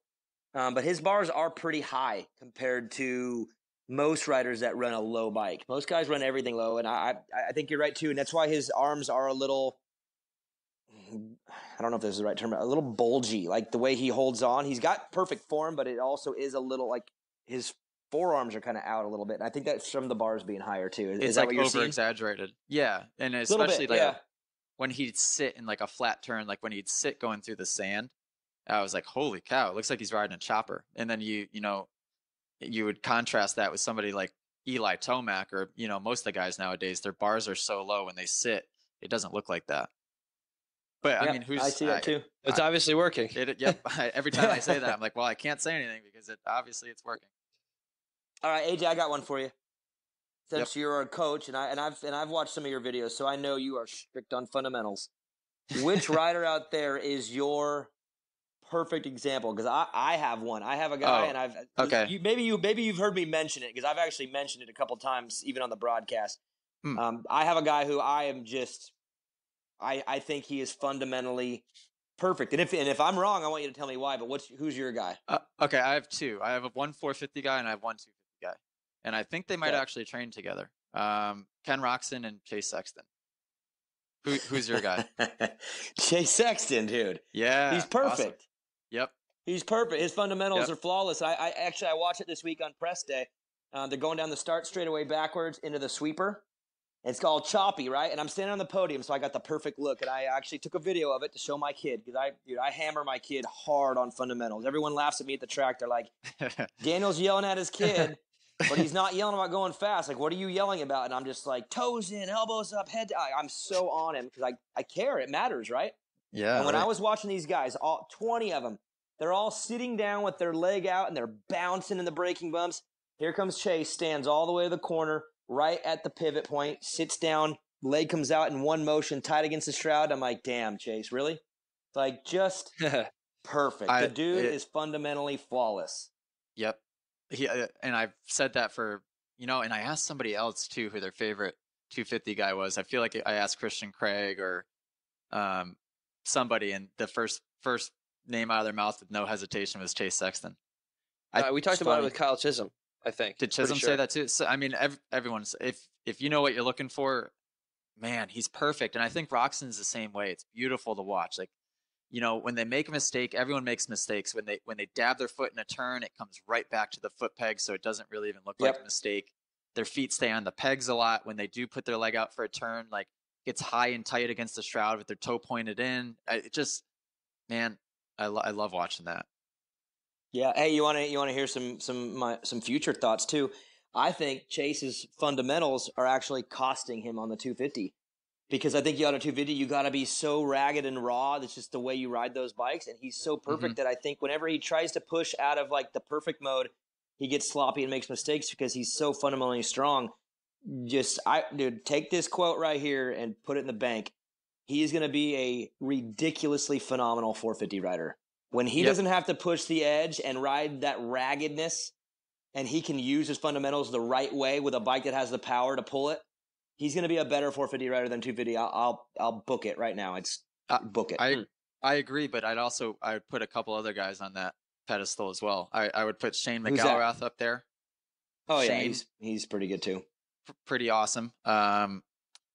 Shoot, I just had a couple in my head, and now they're slipping away from me. Darn. You know what I'm saying, though, right? When a 450 or when a 250 rider like Faulkner, Ferrandis, to get the most out of those bikes, you almost gotta break form because you're just sloppy. Like, they're so ragged, and I feel like it doesn't work when you get onto the 450 as well, and you have to be more fundamental. And I just look at Chase, and I'm like, man, when he gets the power underneath him to where he doesn't have to worry about that, and he can just focus on riding right, like, the bike's gonna do more for him. That's just the way I feel. I agree. Oh, and Colt Nichols was another one I'd put up on that for some reason. He's always been Colt Nichols has some good style on a bike. Oh yeah. Gosh, I mean, a lot of these 250 guys, it's cool to watch. I mean, I feel like 10, 15 years ago, you know, maybe I'm biased because this is my generation, but I feel like a lot of people are a heck of a lot more focused on technique now than they used to be. There's a lot of guys out there that are beautiful to watch. Well, I believe it for me as a trainer of my son, my little 8-year-old, I believe that speed comes when it comes. So especially for you, and I'm sure you coach your kids this way too. Look, speed will come when you're confident and everything's right.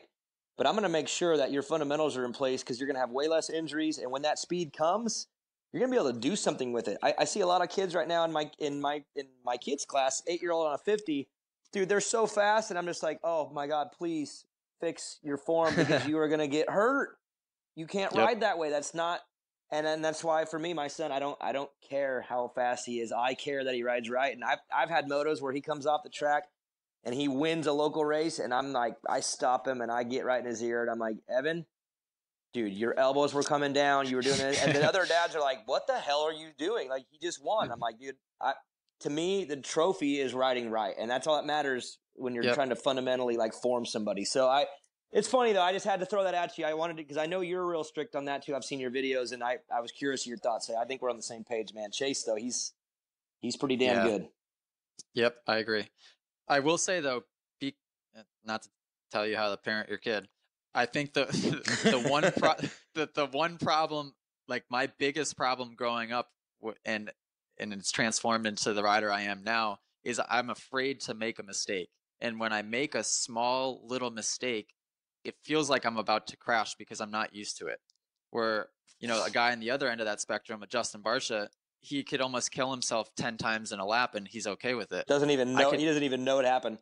No, I could dab my foot, barely dab it in a turn, and I felt like I was about to fall. And I think that was a little bit of a product of you overthink it. You overthink everything. Yeah, well, I mean, I'd come off the track and I'd win by 20 seconds, and my dad would not.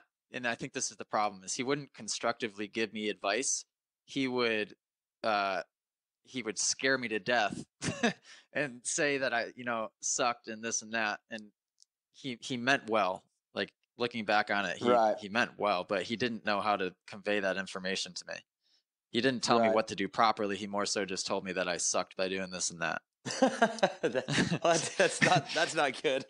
I can tell you right now, I can relate with that as well. We don't need to go digging down into the old arsenal of childhood memories, but I remember getting chewed out a lot as a kid and not really knowing why.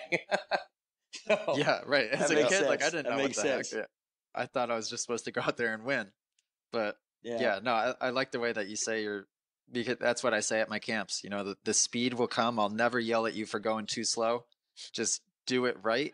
And in fact, some of the best students I've ever had have been some of the slowest students I've ever had. The Yeah, guys that I were have, willing to put their egos aside and just do it right. I got some kids No. around here that I work with kind of during my off season, the summer and fall, and man, there's some that are just so disciplined. They'll do whatever I say fundamentally, and they're the best students. I see the most progress because Yep. they're willing to listen, and then all of a sudden they're like, "Man, you're going about 5 seconds a lap faster, and we really haven't worked on anything other than just making sure you ride right." And it is. I mean, it's important. It's again, you can get away with. There's some riders out there that have been very successful who ride very wrong, but I would play the odds the other way. I don't think it's a good odds for you, you know. Mm-hmm. I agree with you. Yep. Bryce, where do you want to steer this conversation? Well, we should get into 450s. We've already talked about Webb, but I want to talk about Tomac. We talk about him every week. Everybody expects him to win, and everybody expects him to win to a fault. I pick and him when to win he every weekend. Isn't top 3, it's a federal case. But I think we're running out of time, right? We're running out of rounds for him to have his big run. And with the way that the guys ahead of him are riding, I don't know if there's much of a window for him to reel them in. I mean, these guys would have to make some pretty big mistakes pretty consistently for him to gain some real traction on him. I mean, you guys feel the same way? I'm wondering if Tomac is letting this thing slip away. What do you say, Daniel? Well, he's put himself in a position now where the only way he's going to win it, I think he has to go on one of his Tomac runs. Right? The problem is he doesn't look the same. He does not look like he looked last year. He does not look like he looked the year before. I don't see a run coming because I don't think he's the best guy anymore. I think he could doesn't be even the look best. like he. No, he doesn't look like the he did in outdoors even. What is that a product and of now? Is he hurt? Well, he is was he just hurt. a head So case?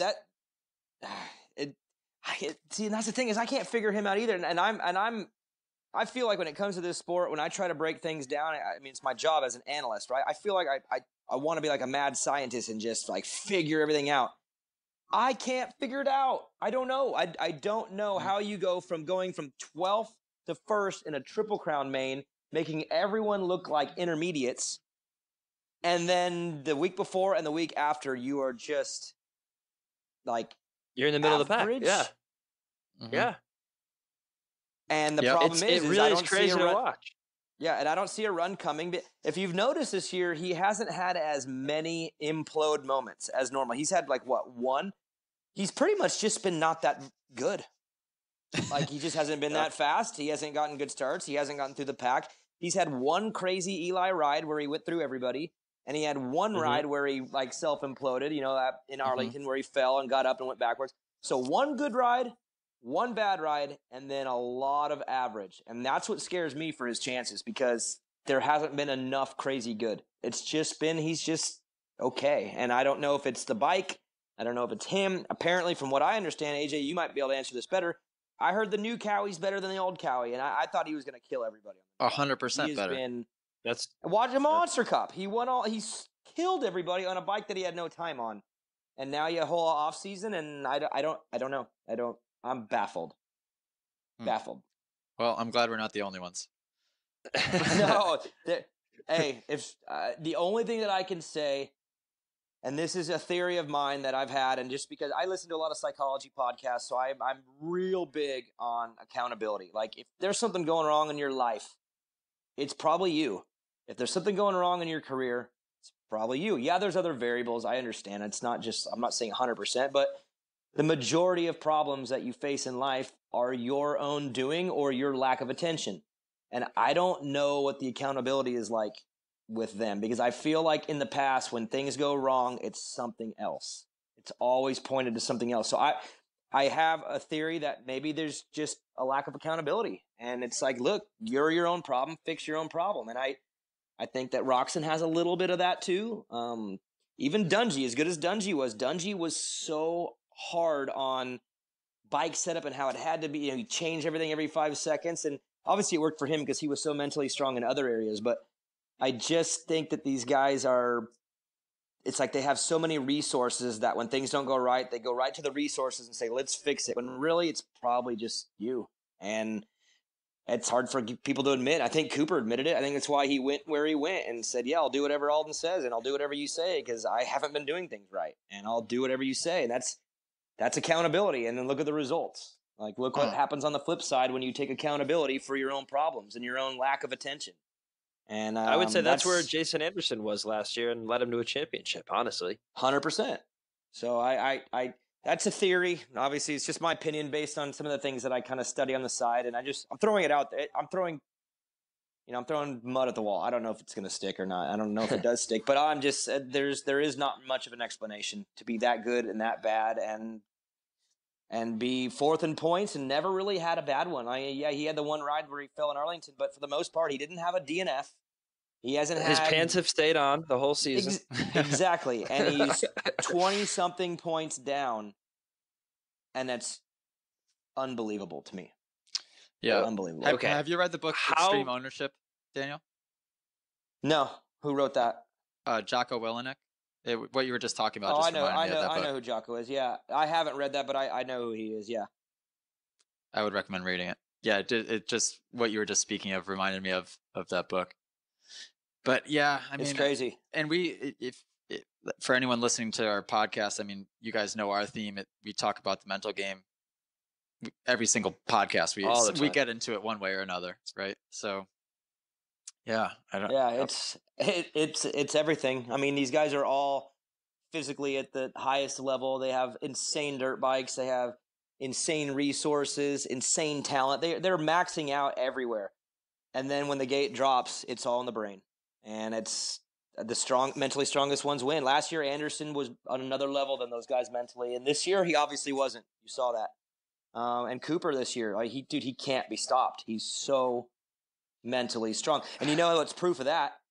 In Detroit, when he was horrible for his standard, he pulled away in the points lead.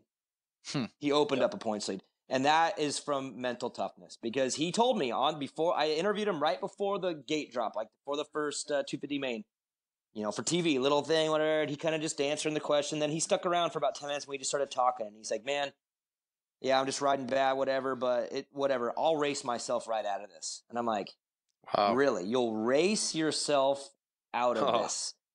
Dude, if you're that mentally strong that you feel like crap, you're riding like crap, you're getting worked all day by everybody, but don't worry about it. I'll race myself out of it. Beast. Dude, that is so much mental strength. I mean, come on. Anyone else would be like, "Dude, this is my night where I lose it all." And he actually pulled away in the points on a night when he sucked. That's straight mental.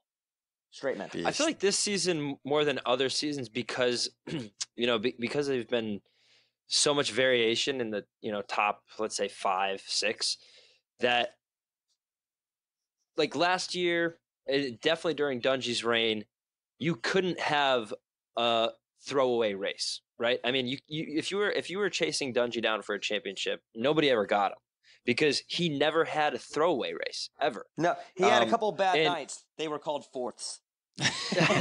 Yeah, right? And there was one. No, but I mean, so like I'm wondering, if these guys if they kind of have a gimme built into the season, like, okay, this could be my off night, and this just kind of circles around to what you were saying, Daniel, about Cooper Webb's mental strength. I mean, he wants to win this thing. I think it's now not an if; it's a matter of just checking off every box until he does it. I think it's his to lose at this point. Yeah, it is, and he's winning in different ways. I mean, he's had to come from the back through everybody in Arlington. He's had to hold guys off. And the more he does it, you just start believing in yourself more. I was thinking about that earlier, is that he comes into the season, and those guys are on a pedestal to him, right? Like, they're the big names. They're the guys who have won, and he's this guy who's been a failure for 2 years, and they're above him in his own mind. Then you beat him twice, right? The Triple Crown and then the one after in Oakland. And now all of a sudden you're like, "Oh my God, I'm one of them. Like, I'm not below them. I'm part of that elite group."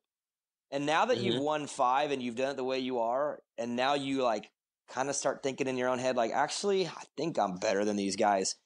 He's the kind of guy who I don't think thinks he's better than, and now he's defensive and he's looking over his shoulder. He now thinks I'm better than them, and I will never let you guys beat me again. Never. And that's scary, and that's where the elite guys come. That's where Villapoto, Dungey, Reed, Karma, all the greats had that. When they were the man, you were not going to beat them. They would not allow it. Instead of some guys that can win, and then the next week they're looking over their shoulder. And that's why this year, everyone who had the red plate would screw up. And then Cooper now is just yanking these guys in the points because I think he's gotten that new part in his brain where he's like, man, you guys, you just don't have what I have. And that confidence is scary. And if you notice, Marvin makes a run at him. Baggett makes a run at him. Dude never flinched. Never even flinched. He didn't even care. He didn't even care because he knew in his head, like, you're not going to beat me. And that's scary. 5 wins is no joke. I mean, Anderson had 4 last year and won the title. And we're halfway through. So he's already yep. And he's eclipsed him. And I mean, maybe we are in Dungey territory again. Well, it's the KTMs. I'm telling you, KTM 1, 2, 3. How many times do we have to see that before everybody just buys a KTM? I'm a KTM guy, Daniel. So hey, I mean, it is now. Results. I mean, hey, facts are facts. I'm not going to argue with you at all. I think they're the best. I really do. And it doesn't mean other bikes. How pissed is Moose? Great, but he's so mad. How pissed is Moose? Can you think? So pissed. He's just got to be a head case, like to know that the new guy on the team is eclipsing him by a pretty hefty margin. You know, he's kind of taking him to school, really. Does he have a shot? He does because he's talented and he's one of the elite guys. So hey, things can go wrong. This ain't over to Cooper. We're halfway through. Cooper, anything could happen. And Marvin, I mean, take Cooper out of the equation, and then who do you pick, Roxon or Marvin? They're heads and tails to me. They're pretty close. But the problem with Marvin is that the more that this thing happens with Cooper, Marvin's going to start falling back into number 2 guy. And I think for the last 2 years, he considered himself like a number 1, like I'm the number 1 guy here now. I'm the guy. And now that he is, because of facts, having to accept the fact that he's not the number 1 guy in there anymore, I start worrying about how he's going to handle all the different variables. And even for him, he was pretty bad in Detroit. He was, 11-4-4 and something like that. Like, I just don't, I don't see him being able to click them all off. You know what I mean? Like, I think he's going to have great weekends. I still think he gets a win, but I don't know.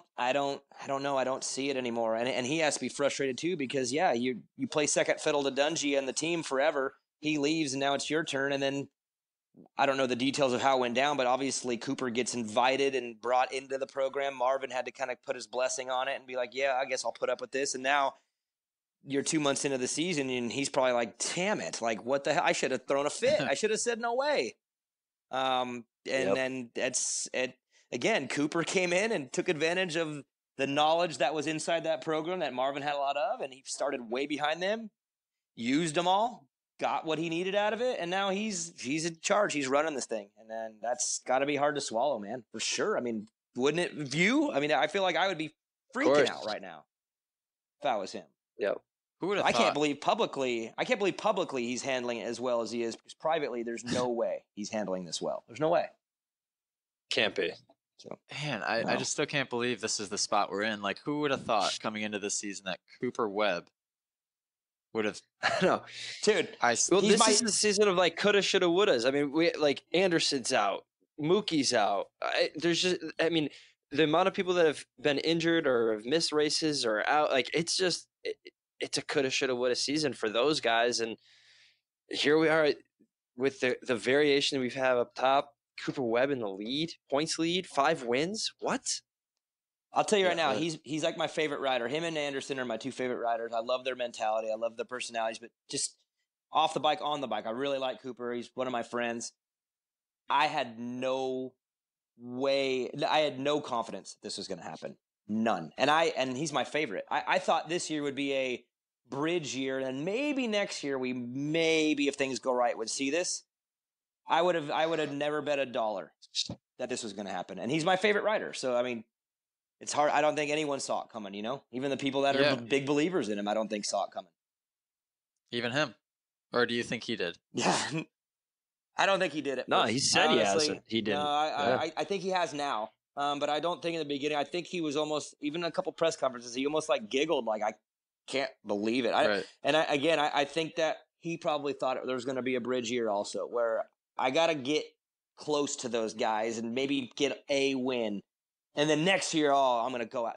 I feel like if I was to guess, I would say in December, they're probably looking at the calendar and going, okay, by 2020, we're going for this thing. Let's get ourselves there. And I think he's a guy that his mind is so strong that when he started getting any confidence, he turned into a monster. And that's kind of what's happening right now. Can we switch gears quick? Because I have a question. Yeah. Who's your favorite guy at the press conferences? Do you have one? Adam. For sure. Austin Faulkner's growing on me because, dude, he just tells you whatever. Like, he just talks and says things, and I can't believe how honest he is. Like, I'm surprised no one's told him yet to stop being so cool and start just answering vaguely, because Austin's been really good about, hey, lap 5, I started breathing, and then I started thinking this, and I got to tell myself to stop.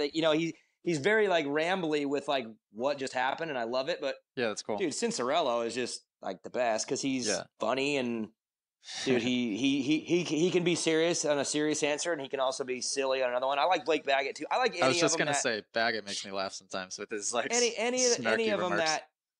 Yeah, he's super sarcastic. Any of the guys that will go off program a little bit, they make it fun because, dude, at that point in 10:15 of the night, dude, I'm so tired and over it. And if I got to stand there and hear them just rattle off boring stuff, sometimes I'm just like, shoot me, man, this sucks. But when Blake's in there and Adam's in there, Austin, there's a few guys. Plessinger obviously is not in there this year, obviously on a 450, but last year he was awesome. He would always be kind of funny, and just for some reason he would laugh at everything you said. I'm like, hey, Aaron, how'd you ride tonight? And he would just laugh. Like, he was pretty good. But yeah, pretty much. I'd say Adam though. Like, Adam's, dude, he's rad. Ask him anything, and he'll tell you a really smart answer with a little bit of humor, and he's great. Yeah, Adam is awesome. Out of all the guest instructors I've had, everyone's done a great job, but Adam was unreal. I mean, I can imagine. He's super articulate. He's funny. He's personable.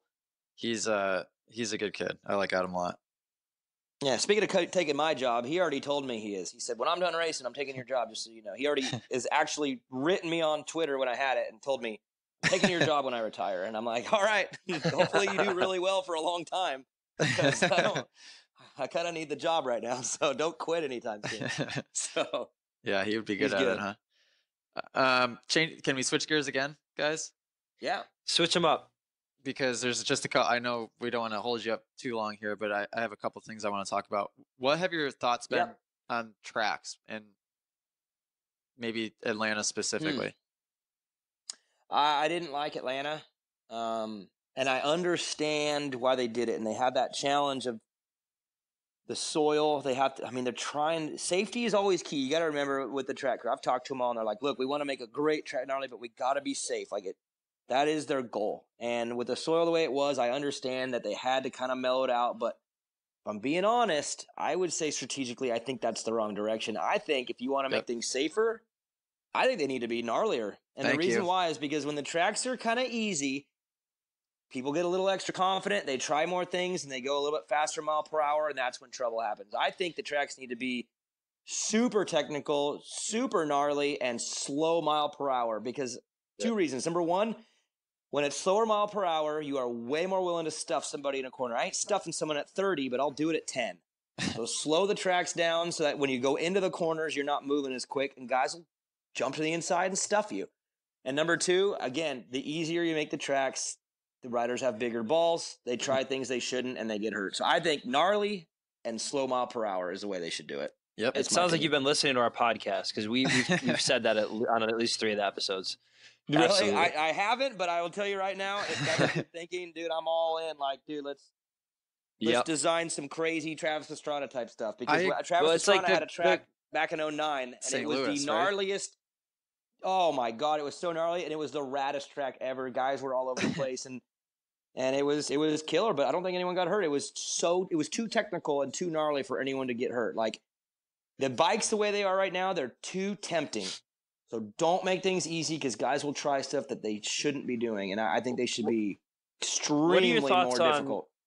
What are your thoughts specifically on quads, right? I mean, we've seen guys do them in practice. We've seen people do them in the races. They're discouraged by Feld. They're discouraged by, the powers that be. Fans love them. You think they should be part of the track or at least an option? It depends on the quad. I mean, if it's a quad because you made the section too easy and you guys are doing something that's like, I mean, how far was that one in Tampa last year? It was so far. Like, that wasn't meant to be done, but they didn't take into consideration the transition of the jump and the bikes and the horsepower, and guys started doing it, and I didn't like it. I thought it was dangerous. I hate when they do it. I don't think they should be building things that are that enticing. So whether it's a triple, a quad, double, I don't care what you call it, as long as it is challenging and technical, and again, where the danger factor is more of your mistake and not because we tempted you into doing something you shouldn't do. That's where I have a problem with it. So I don't care if it's a quad, triple, whatever they want to call it, whatever they want to build it. I want to make sure that the riders, when they do an obstacle and they have a mistake, it's on their own doing because they took a risk on something that maybe was just an error, instead of like, hey, I think I can maybe get over that thing because I have 65 horsepower on my bike and oops, and now I'm hurt. Like, I don't like that. Right. Yep. So like, we sometimes take for granted that what we know, and being able to translate that to the average person. So we know what it means for it to be a technical track. We know what it's like to ride a technical track. AJ, why don't we shoot it over to you and explain to people who never ridden a Supercross track and don't know what it means to be technical, versus, what we're seeing. Explain that as specifically as you can for people. Well, I mean, it has to do with maybe not necessarily the obstacles that are there, but I think it may more so be with the way they're built. So, having more high speed whoops that are not as steep and gnarly, and they're just more rolled and high speed, like the ones that Malcolm Stewart crashed in, or a rhythm section that is more sloped like ski jumps rather than something that, well, I think the big problem too is they're discouraging the 3 ends out of the turns. So you're coming into these sections all kind of goofed up, and you end up, I don't know. I mean, it's hard for me to explain, but I think the misconception here is that dumbing it down and taming the track is making it safer, when in fact it's making it more dangerous because everyone is just overriding it for what it's worth. It's same thing when you see the track on amateur day and they dumb it down so much to where all the Supercross future guys are getting hurt because they're scrubbing jumps so hard that weren't designed to be scrubbed that hard, and they're catching their foot pegs and flying off the bikes. And I think that's where things get dangerous, right? How many times do we have to have qualifying positions within 1 second before we start to realize that there should be a bigger gap? I'm of the opinion that there should be a bigger gap in qualifying positions than thousandths of a second, right? And that's what we're seeing. We're seeing thousands, hundredths of a second difference in some of these lap times for qualifying. I think it should be more spread out, like really separate the men from the boys, so to speak. I agree with that, and I think the reason that happens, if you notice, go back and look at the races where that happens, because it's probably 3 times or 4 times this year that's happened. Mm-hmm. It's usually on tracks where the track conditions are perfect, because then everybody can lay it down. And it's funny, and I might be wrong on this, and I'm not going to say I'm right, and there's maybe some error to what I'm about to say, but I think that tracks with perfect conditions are not the way to go, because then everybody is way more aggressive, everybody's more on the gas, and everybody's more similar. If you look back at the Anaheims back in the day when it was super dry and slick and guys were having a hard time doing things, you saw better racing because there's more mistakes, you have to think more, you have to be more worried about traction, but now with the tracks, I mean, when they're in perfect condition, everyone just hauls ass. Everyone's riding around wide open, and when the track is perfect, these bikes are so good that even guys that are maybe a little bit off on talent can go the same speed as an Eli Tomac because the track's easy and the conditions are too good. So for me, I think track conditions has a lot to do with it too. And I think that when the track's hammered, either by being soft or dry, I think it's better for racing. And I think it's better even for qualifying, because it separates. People have to think more. When you can go out there and not think and just twist the throttle, you're going to have a lot of people in the same second. When you have a track where you have to constantly be focused and paying attention and finding traction or finding lines or throttle control this or timing this better, guys aren't going to be as precise. They're going to make more mistakes, and even their good laps are going to be a little off. When the track's perfect, everyone's good laps are going to be the exact same because the track's too easy and it's too perfect. So that's kind of my theory. It goes with the design. It also goes with the soil. I mean, look at the outdoors now. The outdoors, the tracks are so damn good. The dirt's perfect. I don't know. I think that when the track's kind of crappier conditions with the soil, good, like dry or wet, that's when the separation comes because guys have to think more. They have to focus more and they make more mistakes. So combination for me. That's my What are your thoughts on sand sections? Oh man, as a fan, I kind of think they're kind of cool just because they're annoying and I like how they separate and guys mess up. But as a racer, oh my god, they're the stupidest things. I hated them so bad. And I get the riders' frustrations. I don't know what yours were. Blake Baggett came right out and was literally like, "Yeah, I'm gonna go right on record right now. It sucked." And I giggled because I'm like, dude, I feel you, bro. Like I absolutely hated riding in sand. But as a fan, I don't know. I mean, they're fun to watch when guys fall on them, and I don't know. It's kind of separates a little bit. I mean, it depends on where they use it too. I don't know if I like this weekend's because they just kind of all funneled around and roosted each other, and all you do is use tear-offs. But Tampa last year, I thought kind of was cool. Just that was jump in, hammer out, and obviously I would have hated that too as a rider because I didn't like sand. But last year Tampa was cool to watch. I'll say that sometimes they do it right, and then sometimes I think all you do is just waste tear-offs pretty much. Yeah, well, when you put a sand section with a 270-degree turn, of course it's going to turn into a go single file type deal, you know. I will say though that turn was really fun to ride when it got roughed up because it felt like Southwick. Like you could jump the rollers coming in, kind of like you could stand up 3/4 of the way through. It got super gnarly at the end. It was for me. It looked like it got a good flow, right? Like at times you could hop in and just kind of flow it. It looked like it got good at times, you know, like pretty fun. But then sometimes it felt like it was just sloppy. Sloppy. Right. So I would say for the most part, I didn't mind riding this one, where a lot of them I totally hated riding in general. But this one sucked, obviously, when you were behind anybody. I mean, total nightmare. And then being a 270-degree turn, it was just follow the leader, which Supercross, it's hard enough to pass. Never mind when you eliminate 4 or 5 seconds of the track where you certainly cannot pass unless somebody falls. Yeah, and that I think I like creativity, but sometimes creativity also can backfire. I think that's what kind of happened in that section. I think they were trying to do something cool, and it didn't work out all the way. I mean, especially if you're Tomac, it didn't work out very good.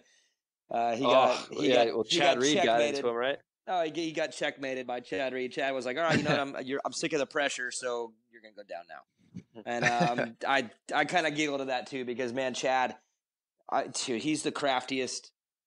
I mean, talk about a racer that just knows. I swear. I mean, Vince Freese's got the reputation. You know, he cross jumps, whatever. Chad is like a professional road blocker. He knows exactly where you are at all times. Remember when he got in front of Dungey? Was it last year? And he just rode in front of Dungey for lap after lap, and it was like the one or two times where Dungey was just. You could just tell he was livid. Like, get the hell out of my way. And just Chad Reed would not get out of his way. And it took Chad no effort. That was none. Just, I know where you want to be, and I'll just be where you want to be when you want to be there, and too bad. And, like, so you can imagine Tomac in that heat just like, what do you do? You I don't even know what you do with a guy like that, Chad. And then if you get him, he gets you right back. Yeah. Dude, I remember watching him. Chad did someone, I think Roxon at one of them, maybe Triple Crown. Roxon got him, Chad got him back. Got him again, got him back. And I'm thinking Roxon's got to be freaking out because Chad would just get you right back. He's so smart. And it was interesting to see him just blocking Tomac and just looking effortless while doing it. And it's just, he's so smart, you know? Yeah, that's interesting. Crafty old man. Yep. Hey, he's not that old. How old is he? Same age as me. 36? Same age as me, born in 82. So yeah, 36. Ooh, 40's right around the corner, man. It's creeping up closer to 40 than 30, dude. That's scary. Oh, Yikes. I don't want to talk Closer to about it 50 because than 20. when people call me old, it kind of makes me mad. Oh man, yeah, closer to 50 than 20, guys. No, it's not nice, but it is what it is. It's all good. Are you still getting any seat time nowadays? Yeah, I ride a KX65 with my kid. Oh. I got him a 65 so he can learn how to start shifting and clutch and all that. And then when I'm in the mood, I hop on it and go and stuff him around and teach him. Dude, I'll tell you what, I got an 8-year-old kid They're right fast, now who huh? knows the. No, when you get into them and you gear them right, you can. But no, I like to mess around with my kid a little bit and like just brake check him and just trying to teach him the art of racing, and just like when a guy does this, you do this. So I'll hop on the bike every once in a while with him. And so, yeah, I ride a KX65. Other than that, I've ridden probably a total of 30 minutes in probably 3.5 years on a big bike. So, Oh, wow. no riding. Yeah, over it. Not really interested at all. So, Really? yeah, I mean, I had a really bad injury. It's kind of what made me stop in 2015 in the summer. So I broke my femur, lost a lot of blood, ended up having 3 blood transfusions. Actually, I think 4 blood transfusions. And that was it. My wife came into the emergency room and said, "You ever ride a big bike again, you're getting a lawyer." And I took her at her word. So I've snuck in 30 minutes. Don't say nothing. But yeah, I did. And I really just don't want to anymore. Like I say, I have an 8-year-old now. The whole thing, living through your kid, it's not healthy, but it also is somewhat of a reality. When he rides, I get a rush. Like I feel it. And when he comes off the track, I'm like, I feel it. I felt like I was out there with him because I'm like watching every move and like I get enough enjoyment out of it. I love it. Like I love watching him ride. He go out and ride in the field. Does it terrify dude, you? I'm like, God. Oh yeah, dude. I'm like the worst dad ever when it comes to like letting him do stuff. Like he's the last kid to jump everything because I'm just like, nope. Every other kid is Dude, just busting jumps. Doesn't that make you think like, Brian Deegan must have just a screw loose, right? Or I mean, just with a lot of all trust. the injuries, but like the injuries that guy's had, and like, I mean, man, me being a new dad, it's like, I'm definitely a risk taker, and I'm encouraging my little guy to be a risk taker, right? So like every time he falls, and we don't coddle him, right? I'm always like, awesome crash, man. Like, sick bail, dude. Like, he's just 9 months old, so he's just starting to smash around on walls. Yeah. Hit his head and stuff. But, man, I'm going to encourage him to take risks, but I can't imagine going through, like, the stuff that a guy like Brian Deegan has gone through. And then watch your kid do such gnarly shit on a bike. Yeah, he's had some bad ones. And then, again, it's probably just trust. And I'll be honest, I'm probably overboard. Like, I mean, whenever my son does a jump for the first time, he does it absolutely perfectly flawless. I mean, he's got a perfect record right now. Every time he does a jump for the first time, it's perfect. And that's because I hold him back way longer than I should. He should, but I just, dude, he's 8. He's on a 50. These wheels are so small. I don't feel like him busting big stuff right now is going to be the key to his success. I mean, maybe it is right now on a 50, and I don't give a rat's ass how he does on a 50. So it's like, I don't know. I'd rather focus on fundamentals and racecraft and learning how to ride right and starts and let the other kids go wide open and jump over you. And I don't care because when you're on an 80, everyone's going to be doing all the same stuff. It just doesn't matter to me. And I'm probably a little over paranoid, but dude, I don't know. The injuries that I've been through, I know racing in general is risky, and you're taking that risk, and I've accepted that as a dad with a kid. Like if he rides, he's taking the risk of injury. I understand, but I'm not going to allow him to. I'm not going to push the limits on that risk just because I want my kid to be good in amateurs. Like I don't care. Like it doesn't matter. Justin Cooper and Shane McElrath have proven that it doesn't really matter until you get older. So why am I going to have my 8-year-old out there just busting 60 footers? It's stupid to me a little bit, but that's just me. That's my take on how I'm doing things. And again, I feel bad for my kid when he's getting worked at amateur races because he won't jump something. I'm sorry, my bad, but you ain't doing it. So too bad. Was it your plan all along to get him into racing? Did you not want to get him into racing, or did it just kind of organically happen? A combo. Like it wasn't like I had it like when he was born. I'm like, oh my god, he's gonna be a racer. But I also was realistic enough to know, like, dude, I race. It's what I do. It's what I know. He's going to be around it. And if he's around it, he's going to love it. I mean, mostly anyone that's around dirt bikes is like loves it, right? So I knew it was going to happen, but I didn't really know how I would approach it. And I've kind of approached every year as it comes. I mean, he started late. He started when he was 6. Can you believe that? I'm saying that. He started late at 6 because around here, everyone's 4 and they have 4 bikes in a motorhome and they're 5 and they're like going to Loretta's. And I'm like, my kid's 6 and he's racing at a local track with like 2 tabletops. And so I'm approaching it way different because I really believe in the long haul approach. I don't think it matters right now as much. So I approach every year. I might change my mind next year if he gets on a 65 and all of a sudden he's like insanely fast, then maybe I'll change my approach.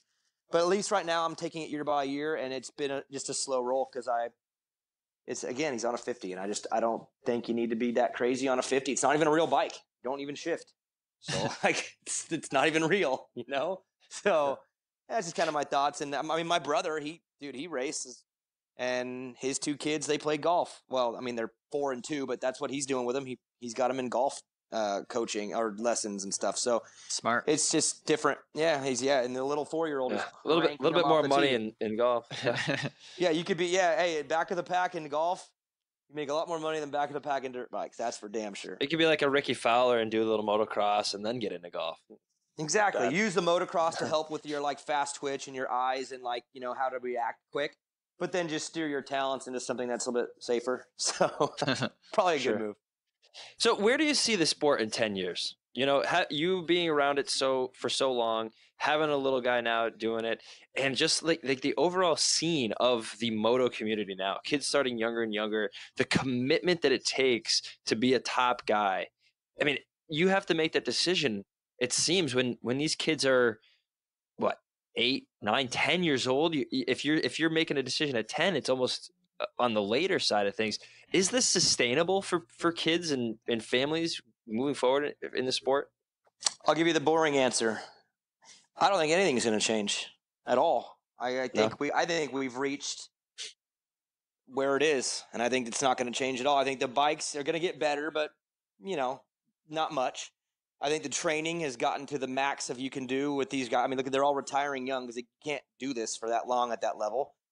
And as far as the amateur stuff, it's pretty damn crazy, but I think it was pretty crazy 10 years ago too. I mean, I remember when I was in amateurs, I was pretty low budget for how a lot of the other people did it. And I think it's all ballooned, but I don't think anything's going to change at all. I think what you see right now, it's going to be like this, and it's just going to be a battle of the next name that comes up. And I just don't. I see the kids getting faster earlier because of technology, but at the end result, I don't see anything changing. I think in 10 years it looks almost the exact same. I don't know if that's the right. I don't know if that's good. I think there's some changes AJ, needed. Any thoughts? But I think it's going to look the same. Yeah, I agree in a sense. Like, I think you're right. Like, at least from the time that training facilities have been a thing, you can only do so much. I mean, you have kids that are 12 years old getting VO2 max tests, That's road biking, that's hilarious. and you know what I mean. Hilarious. I know. Who did you guys have on Race Day Live? Real young kid. Logan Best. This past weekend, Daniel. Little kid. Dude, such a smart little guy. I'm listening to him. It's like... dude, he said "sir" after everything. Yeah, Very sir, well. sir. Dude, that was like the nicest kid I think I've ever interviewed. He was awesome. But it's great. I mean, your body can only do so much. So that's the thing. When you're at that level, when you're 12 years old and you're training like that until you retire when you're 26, there's only so much you can do. I would say, my opinion, the next big change, if it ever happens, which it's got to eventually, is do things go electric? And when they do, what the heck does the sport look like when things go electric? Yeah, you just hear Sounds a lot slapping different. all over the place. You're literally watching the main, the crowd cheers, and you just hear chat, chat, chat. Brake chat. chatter. I don't know if I'm right or wrong when I say this at all, but I don't think electric will take over because I don't think the fan base will allow it because I think there's something about the sound and smell, and I don't think the fans want to. I think that will be an Absolutely. alternative. There will be an alternative without question. I think more people will ride, but the sport, I mean, it's like, okay, we're gonna do electric bikes, and there's no more fireworks and opening ceremonies either. Like, you can't. I don't feel like it would feel the same, and I don't think people would be as passionate. It's like, even NASCAR. Like, you're not. I don't think you can hear these electric cars out there just zooming by and sounding like little spaceships. I don't think it wouldn't be as cool. People wouldn't like it. I don't think. Yeah. I could see it going the direction like Formula E went. So they have like a whole Formula series that's all electric, and they might do that. They might have like an electric only Supercross, and it's obviously, or an Arenacross is on a much smaller scale. Yeah. But I don't think it's going to integrate into the main No, show. I think it would, and I think it would happen in outdoor first, because I think there's more room for experimentation. It's a longer day; they can kind of fit things in. Remember how they had the women's, at WML, was it Women's Motocross League, whatever I forget what they called it, WMA. I think there's more room for they can put stuff in.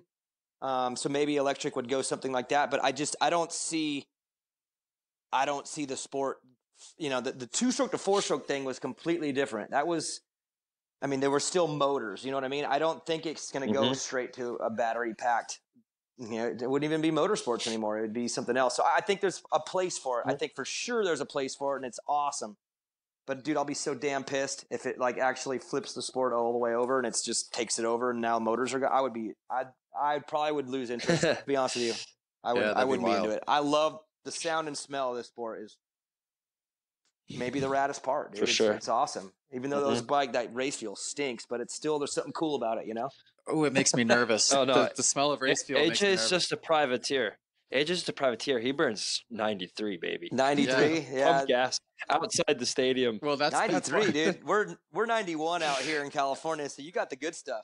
Yes, I was gonna say 91 when you're in California, 93 when you're on the East Coast. Right. But yeah, I only use pump, and when I ride during the week, if I do, I'm riding by myself. So when I get to the race on the weekends and I smell race fuel, it gets me nervous because I know I'm at a Supercross race. It's funny. I used to do that too when I was racing. As soon as you go to Supercross and you're like on the gate and you smell all the other guys' 125s, like this is when I started, I was like, oh man, like this must be a big race because I don't smell this often. So I'm with you on that. There's definitely like something to the smell of those bikes that makes it just seem so much bigger, you know? Yeah, makes my palms sweat just thinking about it.